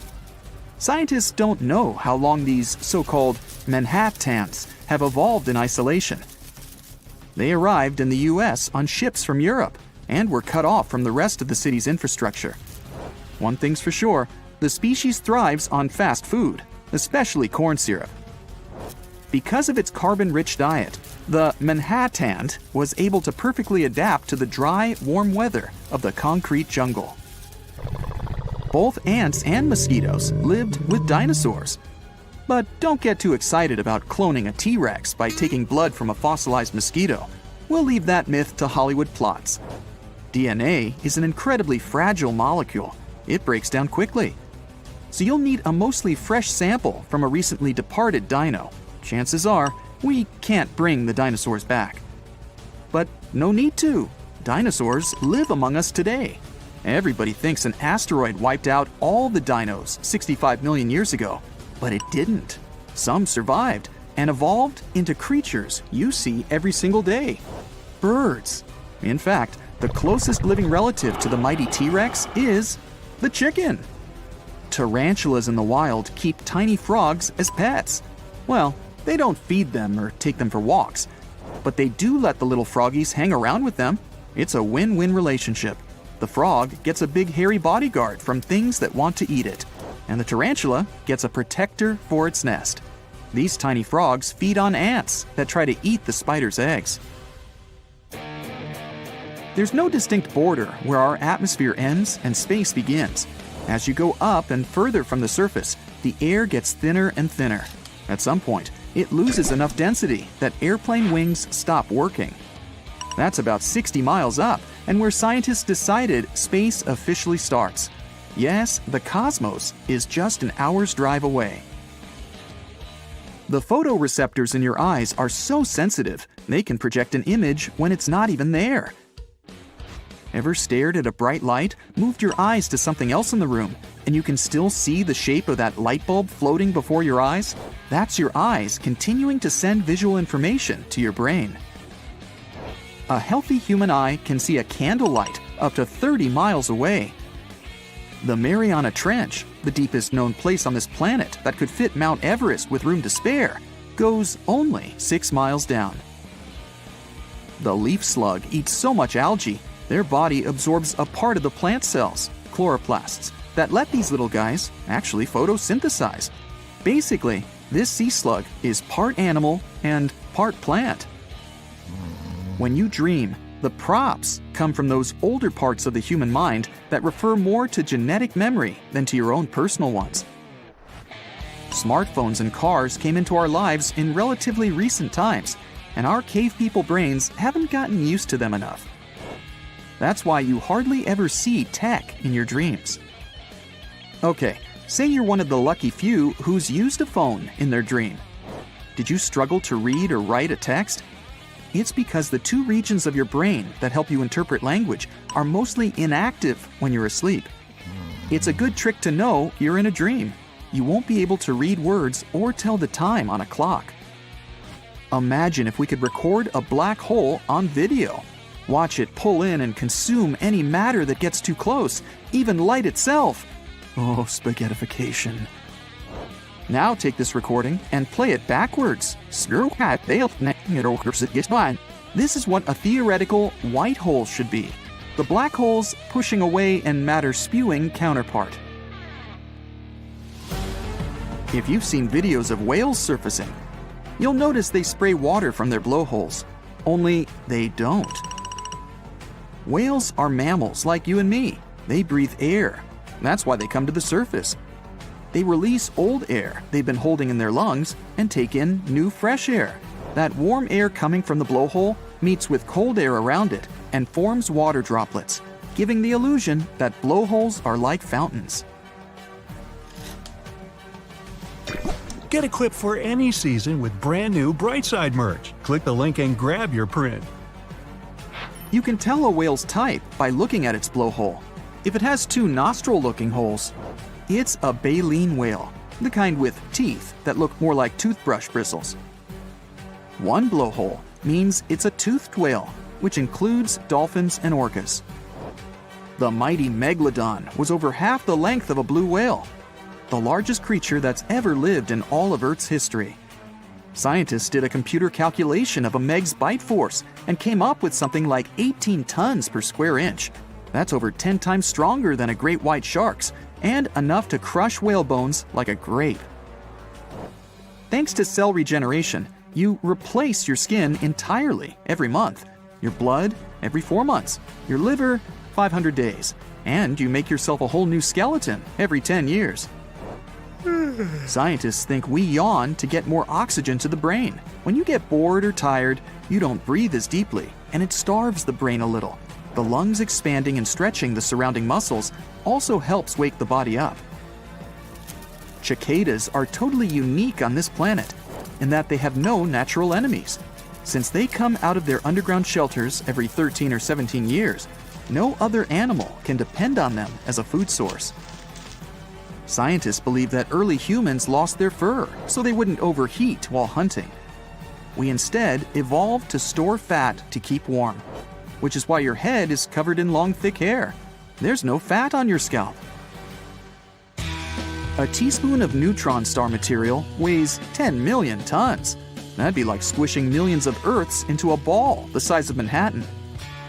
If you could stand on the surface of a neutron star, your body would be instantly squished down and spread into a layer 1 atom thick. Yep, you'd be two-dimensional, just like a cartoon. Get this, 1,000,000 seconds is about 11 days. 1,000,000,000 seconds is 30 years. 1,000,000,000 steps would take you 15 times around the Earth's equator. And if you started counting from 1 to 1 billion right now, it would take you 95 years to finish.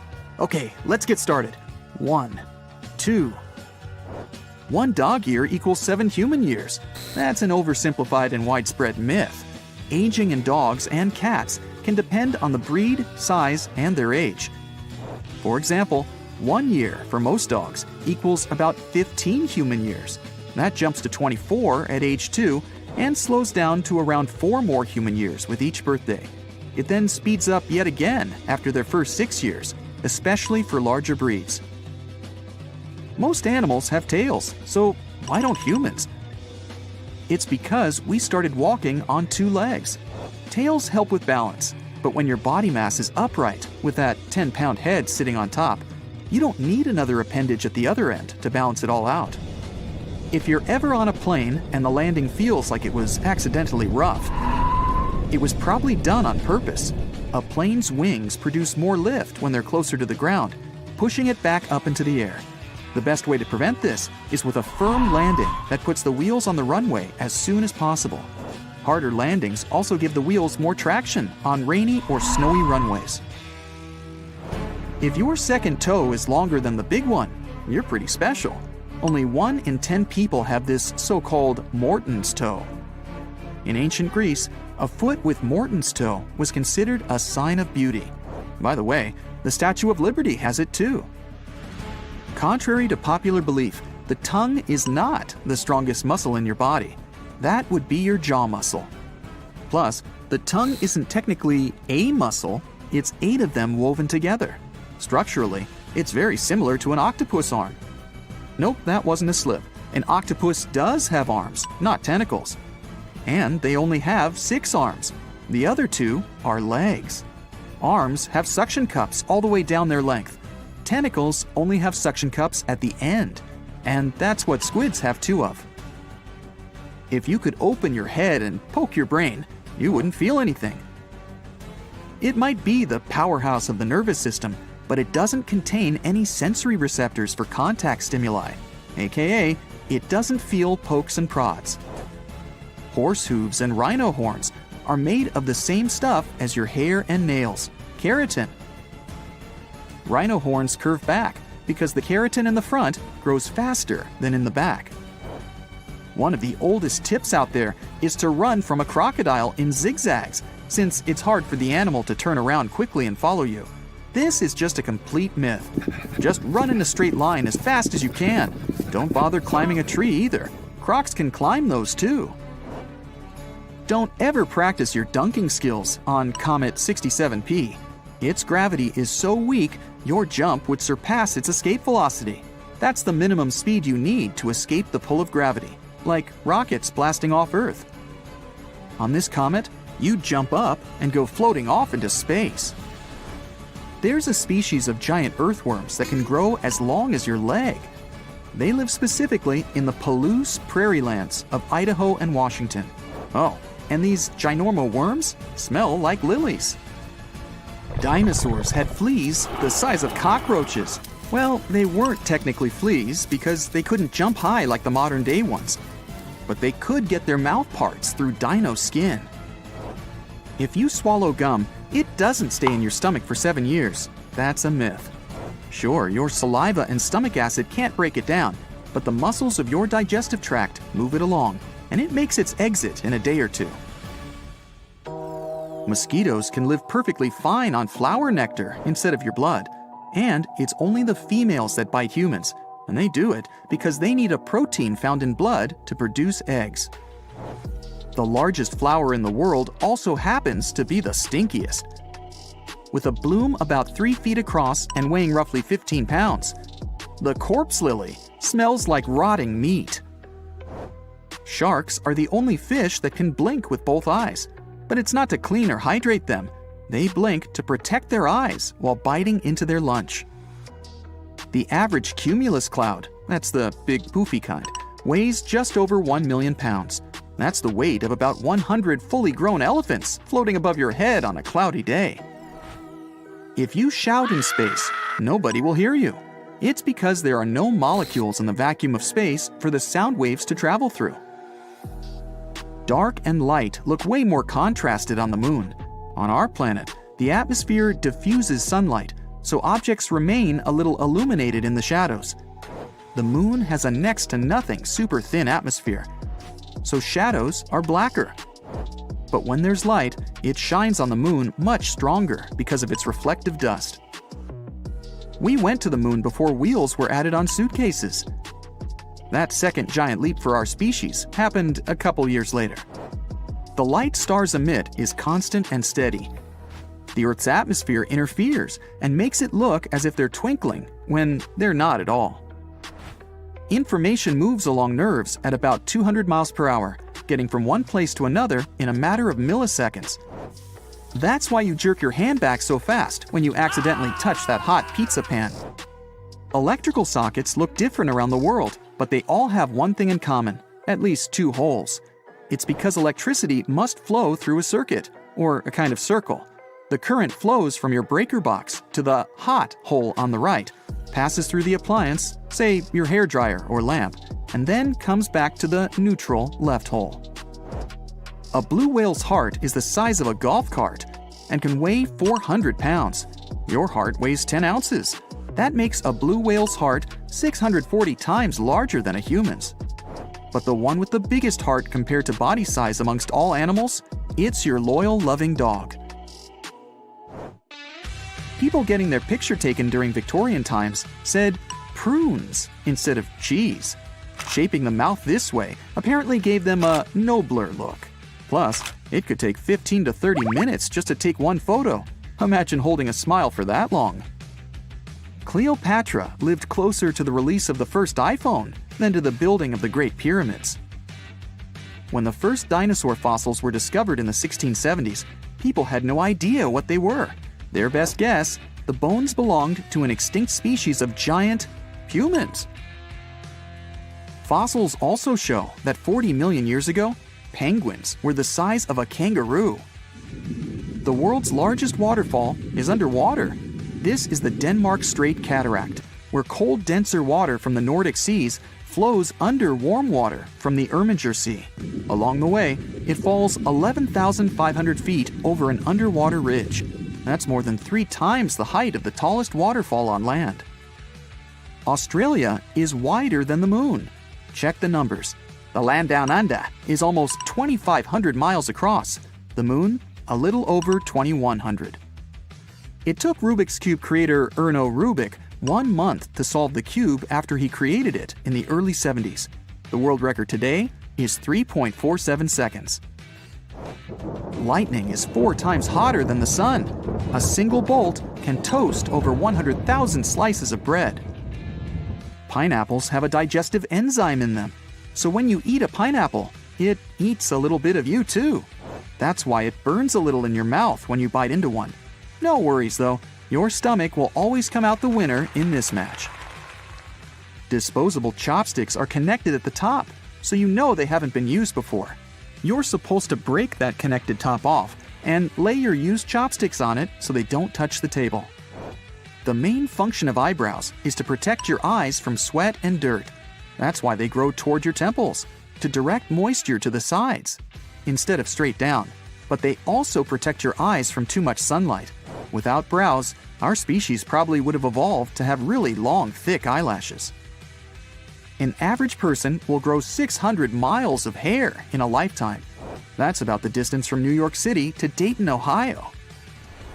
Point Nemo in the Pacific Ocean is the most remote place on our planet. It's more than 1,600 miles from any coast. If you traveled there, you'd be much closer to astronauts on the International Space Station than to any human on Earth. The ISS orbits just 250 miles above the surface. Watching paint dry is a profession. You sit in a chair in front of a freshly painted wall, and, well, you get it. Your job is to track how the paint texture changes, where it cracks, and give a detailed report based on your thrilling observations. When people used sundials in ancient times, the shadow of the sun went from the left to the right in the northern hemisphere, and vice versa in the southern hemisphere. The first mechanical clocks were invented in the north, so they go with what we now know as clockwise. If it had been in the south, the directions could have been switched today. The body's fastest muscles are in the eye, and the blink of an eye is about 1/10 of a second. You do that 20,000 times a day. Next time someone says, "I'll get it done in a jiffy," remember this: scientists say a jiffy is the time light needs to travel 1 centimeter, about the width of your fingernail, in a vacuum. Human fingertips are so sensitive, they can feel ridges in an object, even when they're just 13 nanometers deep. A nanometer is 1/1,000,000th of a millimeter, and a millimeter is about the length of a grain of sand. In 1992, a cargo ship lost a crate with 28,000 rubber duckies in the North Pacific. These toys still appear on coasts around the world, even over in the Atlantic. The authorities in a town in northwestern Poland decided to build an observation tower in a public park. Nothing special about that, right? It wasn't until a local archaeologist started digging. It seemed that he had found remains of a fort, but not just any fort. The legendary Jomsborg, or as people also call it, the Viking medieval New York. It's not unusual for Viking finds to pop up in this area. Archaeologists have suspected for a long time that the Polish island near Germany could be the site of the legendary city, and the locals believe in this too. Every year they hold the continent's biggest Viking festival there. People dress up and reenact the Vikings' way of life. The time period I'm talking about is the 10th century. Scholars believe Jomsborg thrived back then, if it was even real, and that's a big if. The mystery has been going on for more than half a millennium. The two most important questions troubling historians are whether the Viking stronghold was real and where it was located. The first historical records that mention the town can be traced back to the 12th century. Recently, a golden disc appeared in Sweden. It contained the names of Jomsborg and Harold Bluetooth. Does the man's last name sound familiar? That's because the Bluetooth technology we use today was named after him. He was a Danish king who apparently ruled over Jomsborg as well, and historians know he lived in the 10th century, right around the time the Viking legendary city reached its peak. All the historical sources we have lack one thing: the city's exact location. Ancient texts describe Jomsborg as a vibrant trading post that grew around a fortress. It had thousands of residents and a pier for ships to dock. This settlement should be somewhere along the southern coast of the Baltic Sea. Just the Polish section of the coastline is more than 4 times longer than the Grand Canyon. The city could be anywhere within the medieval Wendland. Today, this region is split between Germany and Poland, and it's called Pomerania. Luckily for archaeology buffs, there are clues. The Polish city with the newly discovered fort lies near a lagoon. According to ancient sources, the legendary city had room for hundreds of ships. Sagas put the total number of vessels at 360. These are Old Norse epics in prose. A lagoon is the perfect place to moor a large fleet. The waters here are calm. There are no big waves like in the open sea. Speaking of the sea, some historians believe that the city now lies underwater. According to them, the site was located off the northwest coast of Eustom Island. Today, this area is submerged under the Baltic Sea. Let's say Jomsborg really existed. Who lived there? The name of the inhabitants is not very imaginative: Jomsvikings. These people are just as mysterious as their fabled city. They are mentioned in sagas and legends. And there are a couple of rune stones, those are raised stones with runic letters, that mention battles they took part in. Runes were a writing system used by Germanic peoples, including the Vikings, before they adopted the Latin script. And that's pretty much it. There's no hard archaeological evidence that would prove Jomsvikings ever existed. If these myths and legends turn out to be true, then Jomsborg really resembled New York. All nationalities with historical ties to the region lived there: Germans, Slavs, and Vikings. Now keep in mind that a Viking wasn't a nationality but more of a profession. The hotspot of Viking activity was present-day Sweden and Denmark. A lot of Vikings had Scandinavian origins, but not all of them. In terms of genes, they were a mixed bunch. Scientists even found evidence that some Vikings came from southern Europe, but none of them wore those helmets with horns. We owe that image to 19th century operas. The real Vikings had simple iron helmets with a prominent nose guard. The Jomsvikings were sort of a brotherhood, and in any tight-knit community, members had to obey certain rules. One of them stated that you had to be brave. This meant that if your opponent is not bigger than you and didn't have better fighting tools, you weren't allowed to flee the scene. Sounds a bit far-fetched, but this was an actual Viking rule of conduct. Also, Vikings could leave the city for only 3 days. Any longer, absence required permission from the elders, and they wouldn't allow you to have a conflict with anyone from the Brotherhood. Forgive and forget seemed to have been the Jomsvikings' motto. These rules sound fair, but Jomsborg didn't last long. It only existed for some 85 years.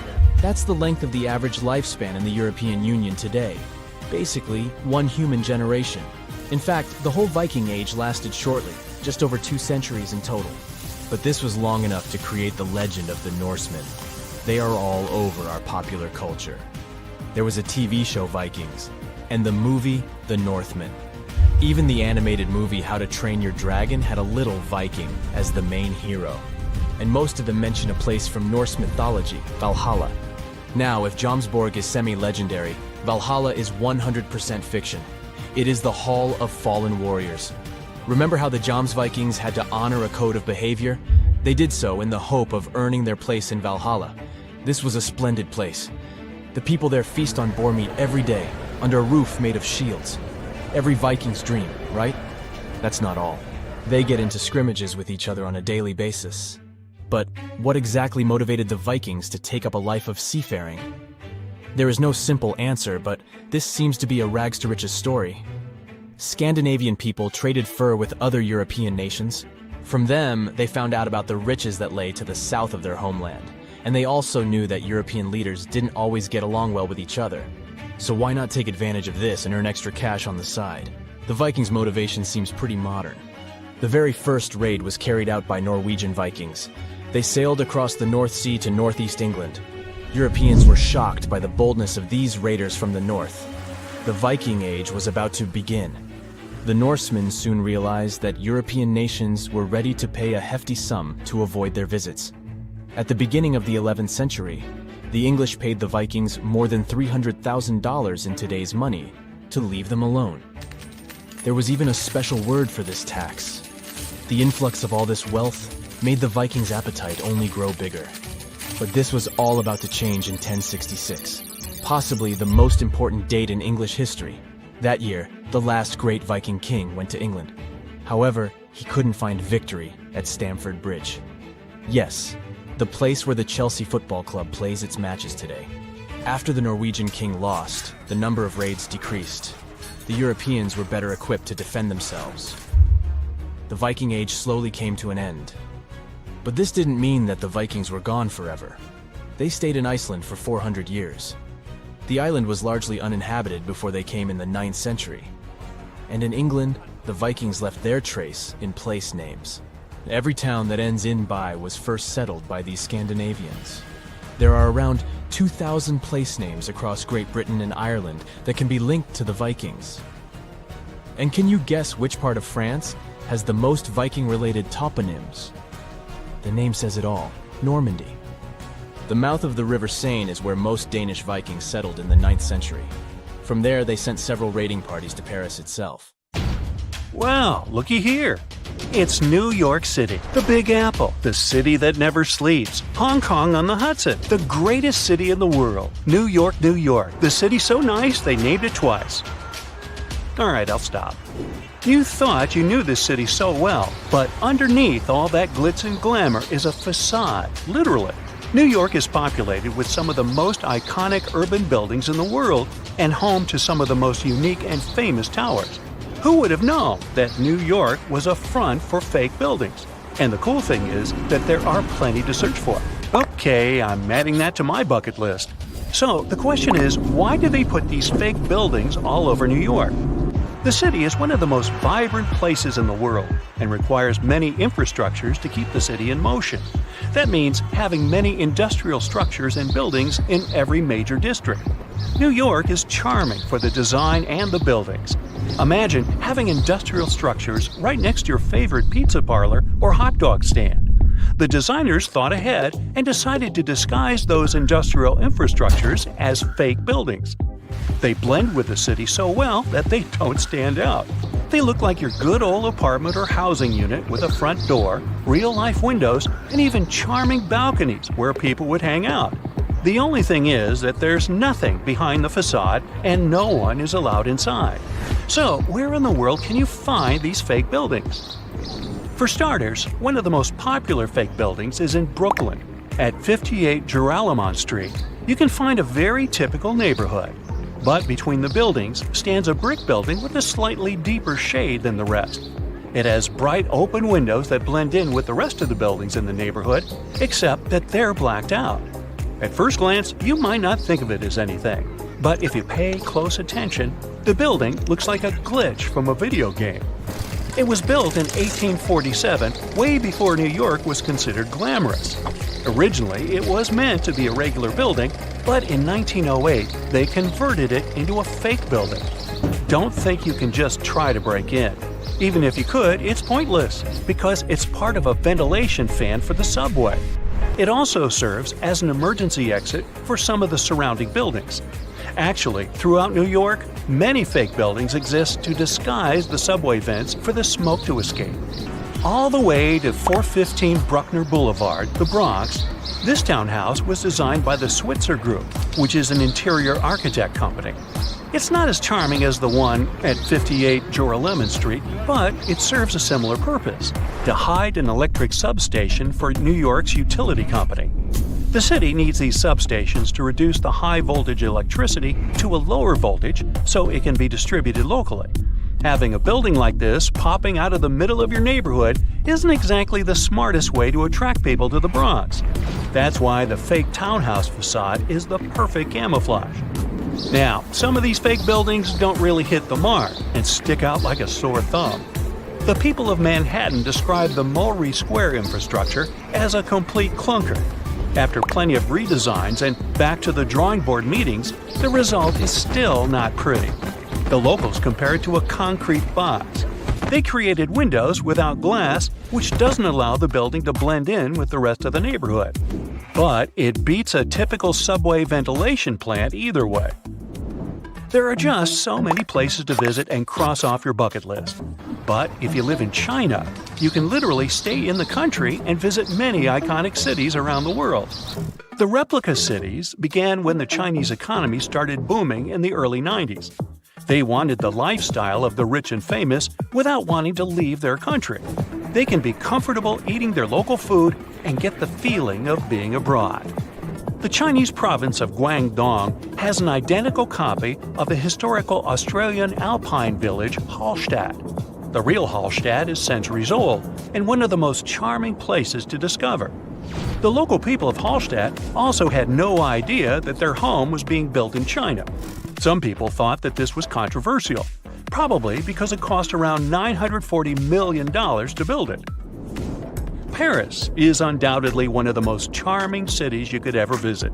Its rich history and vibrant culture are enough to catch the first plane to go there. For residents of Tianducheng, that's something they can do anytime they want. The city is also known as Sky City and has a replica of the Eiffel Tower that looks eerily like the iconic one in Paris and built buildings to match the city's visual charm.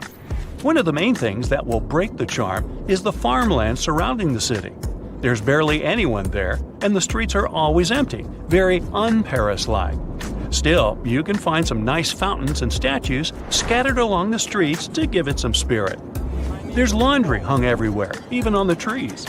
The picturesque fountains are dry and many apartments are empty. Only a few stores are open for business. Even though this looks like a fake city, it's quite real. Some people live here because it's more affordable than other places. 2 hours away from this town is another version of Paris's Pont Alexandre III and a carbon copy of London's Tower Bridge, but with 4 towers instead of 2. Hey, such a bargain! You can also visit the closest thing to Italy, but this time you can go shopping. Florentia Village is an outlet mall that offers an array of shops to lose yourself. The good thing is that this was built by an Italian developer to capture the essence of an Italian village. It has fountains, canals, and mosaics for proper aesthetics. It began in 2011 and has more than 200 shops with many Italian brands and British, US, and Chinese brands as well. The place is so popular that it gets between 10,000 and 25,000 visitors per day. China also has other replica towns that put you in a mini Manhattan called the Yujiapu Financial District. The developer's goal was to make this place the financial center of the world. It was complete with the right landmarks, like the Rockefeller and Lincoln Centers, but the project was halted in 2019, leaving it mainly empty. You can find a typical English town with cobbled streets, Victorian homes, and restaurants that make Thames Town. This place was meant to recreate a European lifestyle fantasy without leaving Shanghai. China also has a Dutch town that has some elements of Amsterdam with windmills and famous canals. They even decided to copy some of the landmarks, like the Netherlands Maritime Museum. Here's a bonus story of Lebanon's thinnest building built out of a dispute. It's the story of two brothers who both inherited unequal plots of land. One of the brothers happened to get a very thin plot of land and couldn't help but be jealous of his brother's nice plot of land. He wasn't pleased. Both of the lands overlooked the Mediterranean Sea in a lively neighborhood of Beirut. So it's no wonder that both brothers couldn't agree on how they should develop their lands. It was obvious that the brother with the most land could build a proper building. The other brother had to improvise. He decided to obstruct his brother's property by constructing a thin building enough to only fit 14 feet at its widest and 2 feet at its most narrow. It was constructed in 1954, and the locals of the area know it as the Grudge. The crazy thing is that the place was once habitable with many visitors enjoying their stay. It's not easy to live there, but it's part of living the experience. The building is still standing, but is empty. You're running around the bus station with 20 bags, looking for your bus. You can't afford to miss it. The next one is leaving next year. Finally, you find the right bus and meet 19 other passengers you'll be traveling with through 18 countries for the next 70 days. Whew! Is there a bathroom on this thing? The new luxury bus will get on its first 12,500-mile journey from India's capital, New Delhi, to London in the United Kingdom in 2021.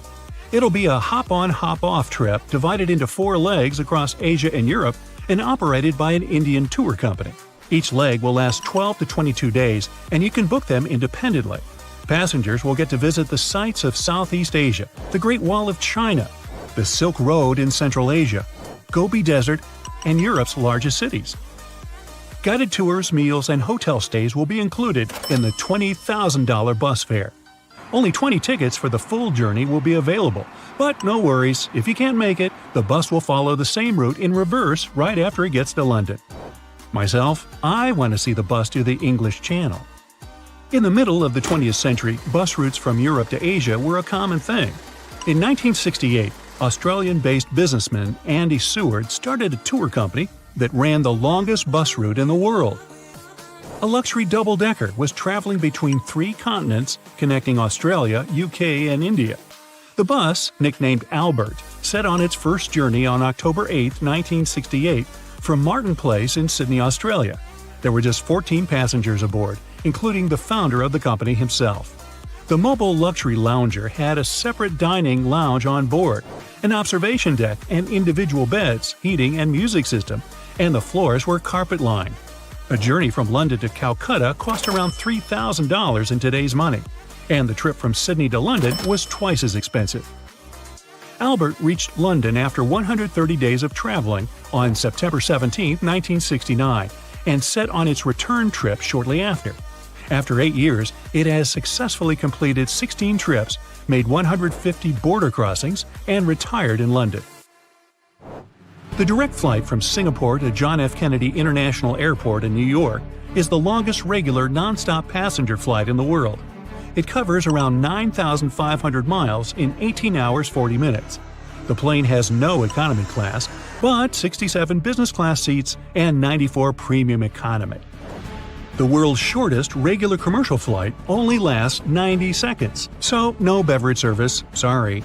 It covers 1.7 miles between the Scottish islands of Westray and Papa Westray, off the north coast of Scotland. It has been running for around 50 years and has 3 regular pilots. The flight is mostly used by teachers, school students, and other locals, as well as tourists who travel here just for that. Hey, going through security takes longer than the flight does. The longest continuous cruise in the world lasts 245 days or 8 months. The Viking Sun's Ultimate World Cruise starts in London and travels around the globe to 6 continents and 111 ports before it gets back to the UK capital. It has enough room for 930 guests, but only 50 or so can afford to pay the $90,000 for the whole trip. Others join a certain segment of the trip. The German city of Wuppertal has an 8-mile-long network of suspended trains. The ride through all of its 20 stations takes 35 minutes at a maximum speed of 37 miles per hour at the height of a 3-story building. It has been running since 1901 and transports over 65,000 people daily with no traffic jams at all. In Cambodia, bamboo trains named nori transport around a dozen passengers, livestock, or produce and other goods between small villages. A nori consists of a single queen-size platform and a lawnmower or boat engine that lets it speed up to 25 miles per hour. When 2 noris meet on the only line, the lighter one stops, the drivers and passengers disassemble it, and let the bigger one pass. Then they put it back together, all in less than a minute. The escalators at all subway stations in Delhi have a unique sari guard feature. It tracks traditional ladies' wear, sari with loose ends, and prevents it from getting trapped by the moving stairs. There's a train route in Thailand that goes directly through a market. Meglong Market Railway has been around since 1905. The train is moving rather slowly, and vendors hear it long before it gets there. They quickly remove baskets of goods, their overhead tents, and umbrellas from the tracks. The train is passing by 8 times a day. So close you can reach it with your hands. Once it's gone, the market goes back on the track. One of the most popular tourist attractions in Madeira, Portugal, is the Monte Toboggan. It used to be the main means of transportation downhill starting from the 1850s. The ride in a basket attached to 2 wooden runners takes 10 minutes. There are 2 chauffeurs dressed in white with straw hats and rubber-soled shoes. They use the shoes to steer and brake the toboggan that speeds up to 30 miles per hour. Most planes are painted white to keep them cool. White reflects sunlight like no other color, both during the flight and on the runway. White doesn't fade, and you can see any faults on it easier. It also makes the plane lighter, which means using less fuel and cheaper to fly, and easier to sell as you can just slap a new logo on it. The Japanese SC Maglev is the fastest train in the world. The SC stands for superconducting, which does not necessarily describe the human train conductors collecting tickets and making announcements. The train uses magnetic levitation as it's silently moving above the tracks at the speed of 375 miles per hour. It only takes the crew 7 minutes to fully clean the inside of the cars, seats, restrooms, and washrooms, and the process has become a show for tourists. Well, maybe they are superconductors. Get equipped for any season with brand new Brightside merch. Click the link and grab your print. 40% of the subway system in New York City is above ground. If you take out and line up all the subway tracks, it would be enough to cover the distance between New York and Chicago. The New York subway is also the largest rapid transit system in the world by number of stations, with 472 stations in operation. Originally, green globes at subway entrance mark stations with a token booth open day and night, yellow, open with a part-time token booth, and red, stations closed all the time with no booth serving for exit only. Now, entrances with red globes are closed at night, and those with green ones are open 24/7. The yellow ones are history. There's an underground funicular in Istanbul, Turkey. It covers 1 mile and a height difference of 200 feet between the seaside and the famous pedestrian mall of Istanbul. The funicular was opened in 1874 and is the second oldest subway in the world after the London Underground. It has become so popular, they opened another line nearby. The longest train in the world that runs on a permanent basis consists of around 200 cars and stretches for 1.5 miles. It connects a large iron mining center with a port town in Mauritania. The journey lasts 16 to 20 hours, depending on how loaded the train is. It's perfectly normal for locals and tourists to jump on the iron train and spend the night among iron ore. The largest plane in the world is the Antonov AN-225. It was designed to transport a spaceplane and rocket boosters. It has the wingspan the height of the Statue of Liberty and 6 huge engines. Its maximum takeoff weight is 710 tons, or 6 blue whales. Iceland, Malta, Cyprus, Bhutan, Andorra, and Qatar are just a few countries that don't have a railway network. In some cases, it's because the construction would cost too much. Other reasons are poor weather conditions and a huge popularity of cars. The worst traffic jam in the world happened on the China National Highway 110 in 2010. It lasted 12 days and spread for 62 miles, with cars moving a half a mile per day. Thousands of drivers had to survive on instant noodles and water 10 times the normal price. The reason for the jam? Heavy trucks carrying construction materials into Beijing to build new roads and ease the traffic. Ironic, huh? School buses are yellow because this color instantly grabs your attention like no other. Scientists figure out you're way more likely to spot a yellow object than the same one painted red, even if it's not in front of you, with your peripheral vision. It makes yellow the safest option. Hey, that's why when I'm at the market, I go for the bananas first. In the 1930s, some planes had upper and lower berths with mattresses, pillows, and sheets, and curtains for extra comfort. The windows were much larger than in today's planes. There were real tables with food served on fine china dishes. In-flight entertainment could include live performances from singers and musicians, or movies shown on one huge screen. The smallest car in the world, POP-50, was around in the 1960s. It was as wide as 1.5 footsteps and about 3/4 as long as a standard side-by-side fridge. It had one headlight and couldn't reverse. The only way to turn it around was for you to use the handle on the side. Boy, it must have been great when you're dealing with tight parking spots. Divers have found something incredible in a Florida sinkhole, and it was… Stop, we need to leave a warning here. You're about to hear some pretty unusual scientific information. This knowledge will make you the smarty pants in your friend group. But there's also a risk that they'll look at you as a nerd. So perhaps it would be better for you to keep this knowledge a secret. In any case, it won't be superfluous. So, you know that scientists divide the history of our planet not only by time periods, but also by which animals lived at a certain time. For example, 2,000 years ago, Earth was inhabited by the blobfish. And scientists call this time the blobfish period. It's a joke, there's never been such a period, but you get the gist. The period between about 419.2 million and 358.9 million years ago is called the Devonian period, or the Age of Fish. Do you know why? Because the first fish began to appear on the planet. The Paleogene is the period of large mammals. The famous Jurassic period marks the appearance of giant dinosaurs, which we often see in the movies. Even now, we live in a certain period called the Quaternary period. It began about 2.6 million years ago and continues to this day. This is the time of humans and modern animals. So the next time somebody asks you what time it is, you can just answer, it's the Quaternary period. In short, the names of these periods depend more on what creatures inhabit the planet.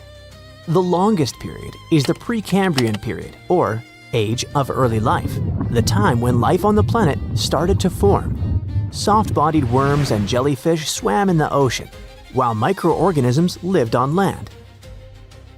This period occupies almost 90% of the Earth's total geological time. It started about 4.5 billion years ago and ended 540 million years ago.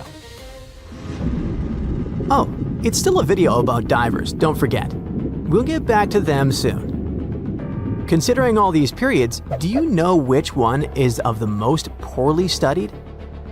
A period about which scientists know almost nothing, especially about the animals that lived at that time.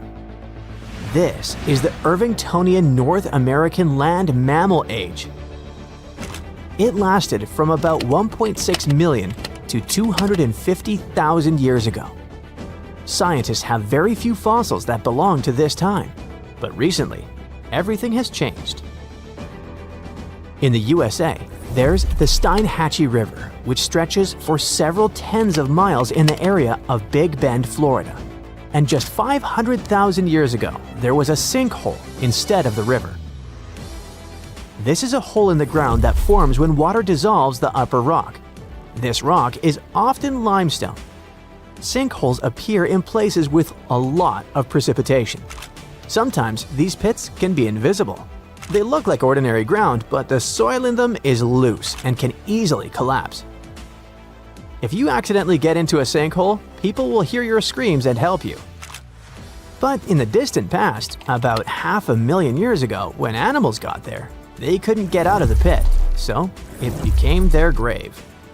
After many years, a river appeared here, and then several fossil collectors decided to check out this place and discovered a real paleontological treasure in it. They plunged into the river and reached the bottom. There, in the murky water, they saw horse teeth sticking out of the sediment. It'd be pretty scary to find for many of us, but for these guys, it was the jackpot. After the teeth, they found a hoof shaft and the skull of an unusual animal. At that moment, the collectors realized they had made a major discovery. Over the years, the sinkhole at this place had been filled with sedimentary rocks. Then, the river compacted all this mass, which made it possible to keep everything inside the sinkhole in good condition. Many animals got trapped in this pit 500,000 years ago, and only now have people managed to get them out. More precisely, what's left of them. Divers have found more than 500 fossils belonging to ancient animals, including unknown species. They got well-preserved bones of ancient horses, giant armadillos, sloths, and a new species of tapir. The Florida Museum examined the remains and determined that they belonged to the poorly studied Irvingtonian North American land mammal age. Most of all, scientists were struck by two finds in this collection. The first was the remains of a giant armadillo-like creature, and the second was the skull of an ancient tapir. In case you didn't know, this is a very cute pig-like mammal that has a short trunk like an elephant. Divers in Florida found the remains of a distant ancestor of this animal, which may be a new unknown species. Most of the fossils in this sinkhole belong to early Caballine horses, a subgroup that includes modern domestic horses. The remains of horses are so well preserved that scientists have seen signs of wear on their teeth. This will allow experts to understand the diet of these ancient creatures. We often hear news about people finding the remains of ancient animals or dinosaurs in caves, ravines, or at the bottom of lakes. But imagine if they found such remains in a museum. It all started in the early 2000s, north of the Florida border in southwest Georgia. There was a mine where workers mined clay. One day, they found the remains of some ancient animals and gave them to the Florida Museum of Natural History. There, these remains lay in storage, waiting in the wings. And then one day, some guy started sorting them out and noticed a mysterious vertebra of an unknown animal. This little grab caught the guy's attention, so he returned to it over and over again. He studied it, trying to figure out what species the bone belonged to. One day, he realized the bone belonged to an unknown extinct lizard species that looked like a tegu. You've probably seen these predatory creatures that look like monitor lizards. So, the age of the bone was about 15 to 17 million years old. Let's wrap up our video with something weird. You see this piece of amber-colored stone with stripes? Or is it not the stone? It looks like an ancient seashell. So right now, you're looking at the oldest fossil in history. It's a stromatolite, and its age is, you won't believe it. Make a guess. 100 million years? 500 million years? 1 billion? No. This fossil is about 3.4 billion years old. It represents one of the earliest forms of life on Earth. No, not the stone itself. Stromatolite is just a playground. The early form of life here is these thin strips. They're called cyanobacteria, tiny single-celled creatures. Okay, what about the remains of something bigger? Some ancient animals, for example? Meet the trilobites. They lived here during the Cambrian period, which began about 500 million years ago. This is the time when many invertebrates and fish began to appear. Their exoskeletons help the trilobites stay remarkably well preserved, considering their age. They were arthropods that looked like something between a spider, a scorpion, and a mutant from another galaxy. These animals lived for a very long time, and people find their remains almost all over the world. They appeared at the very beginning of the Cambrian period, survived it, and became extinct at the end of the Permian period. During the Permian mass extinction, when about 90% of all living beings were wiped off the face of the Earth. These creatures swam in open water, burrowed into the seafloor, or crawled along it. They lived like predators and scavengers. The front of the animal was protected by a strong head shield. It had crescent-shaped eyes and a calcified plate on its lower body. This plate covered its esophagus and mouth. It had several pairs of legs growing from its body. The trilobite could also curl up into a ball, like a woodlouse. That's it for today. So hey, if you pacified your curiosity, then give the video a like and share it with your friends.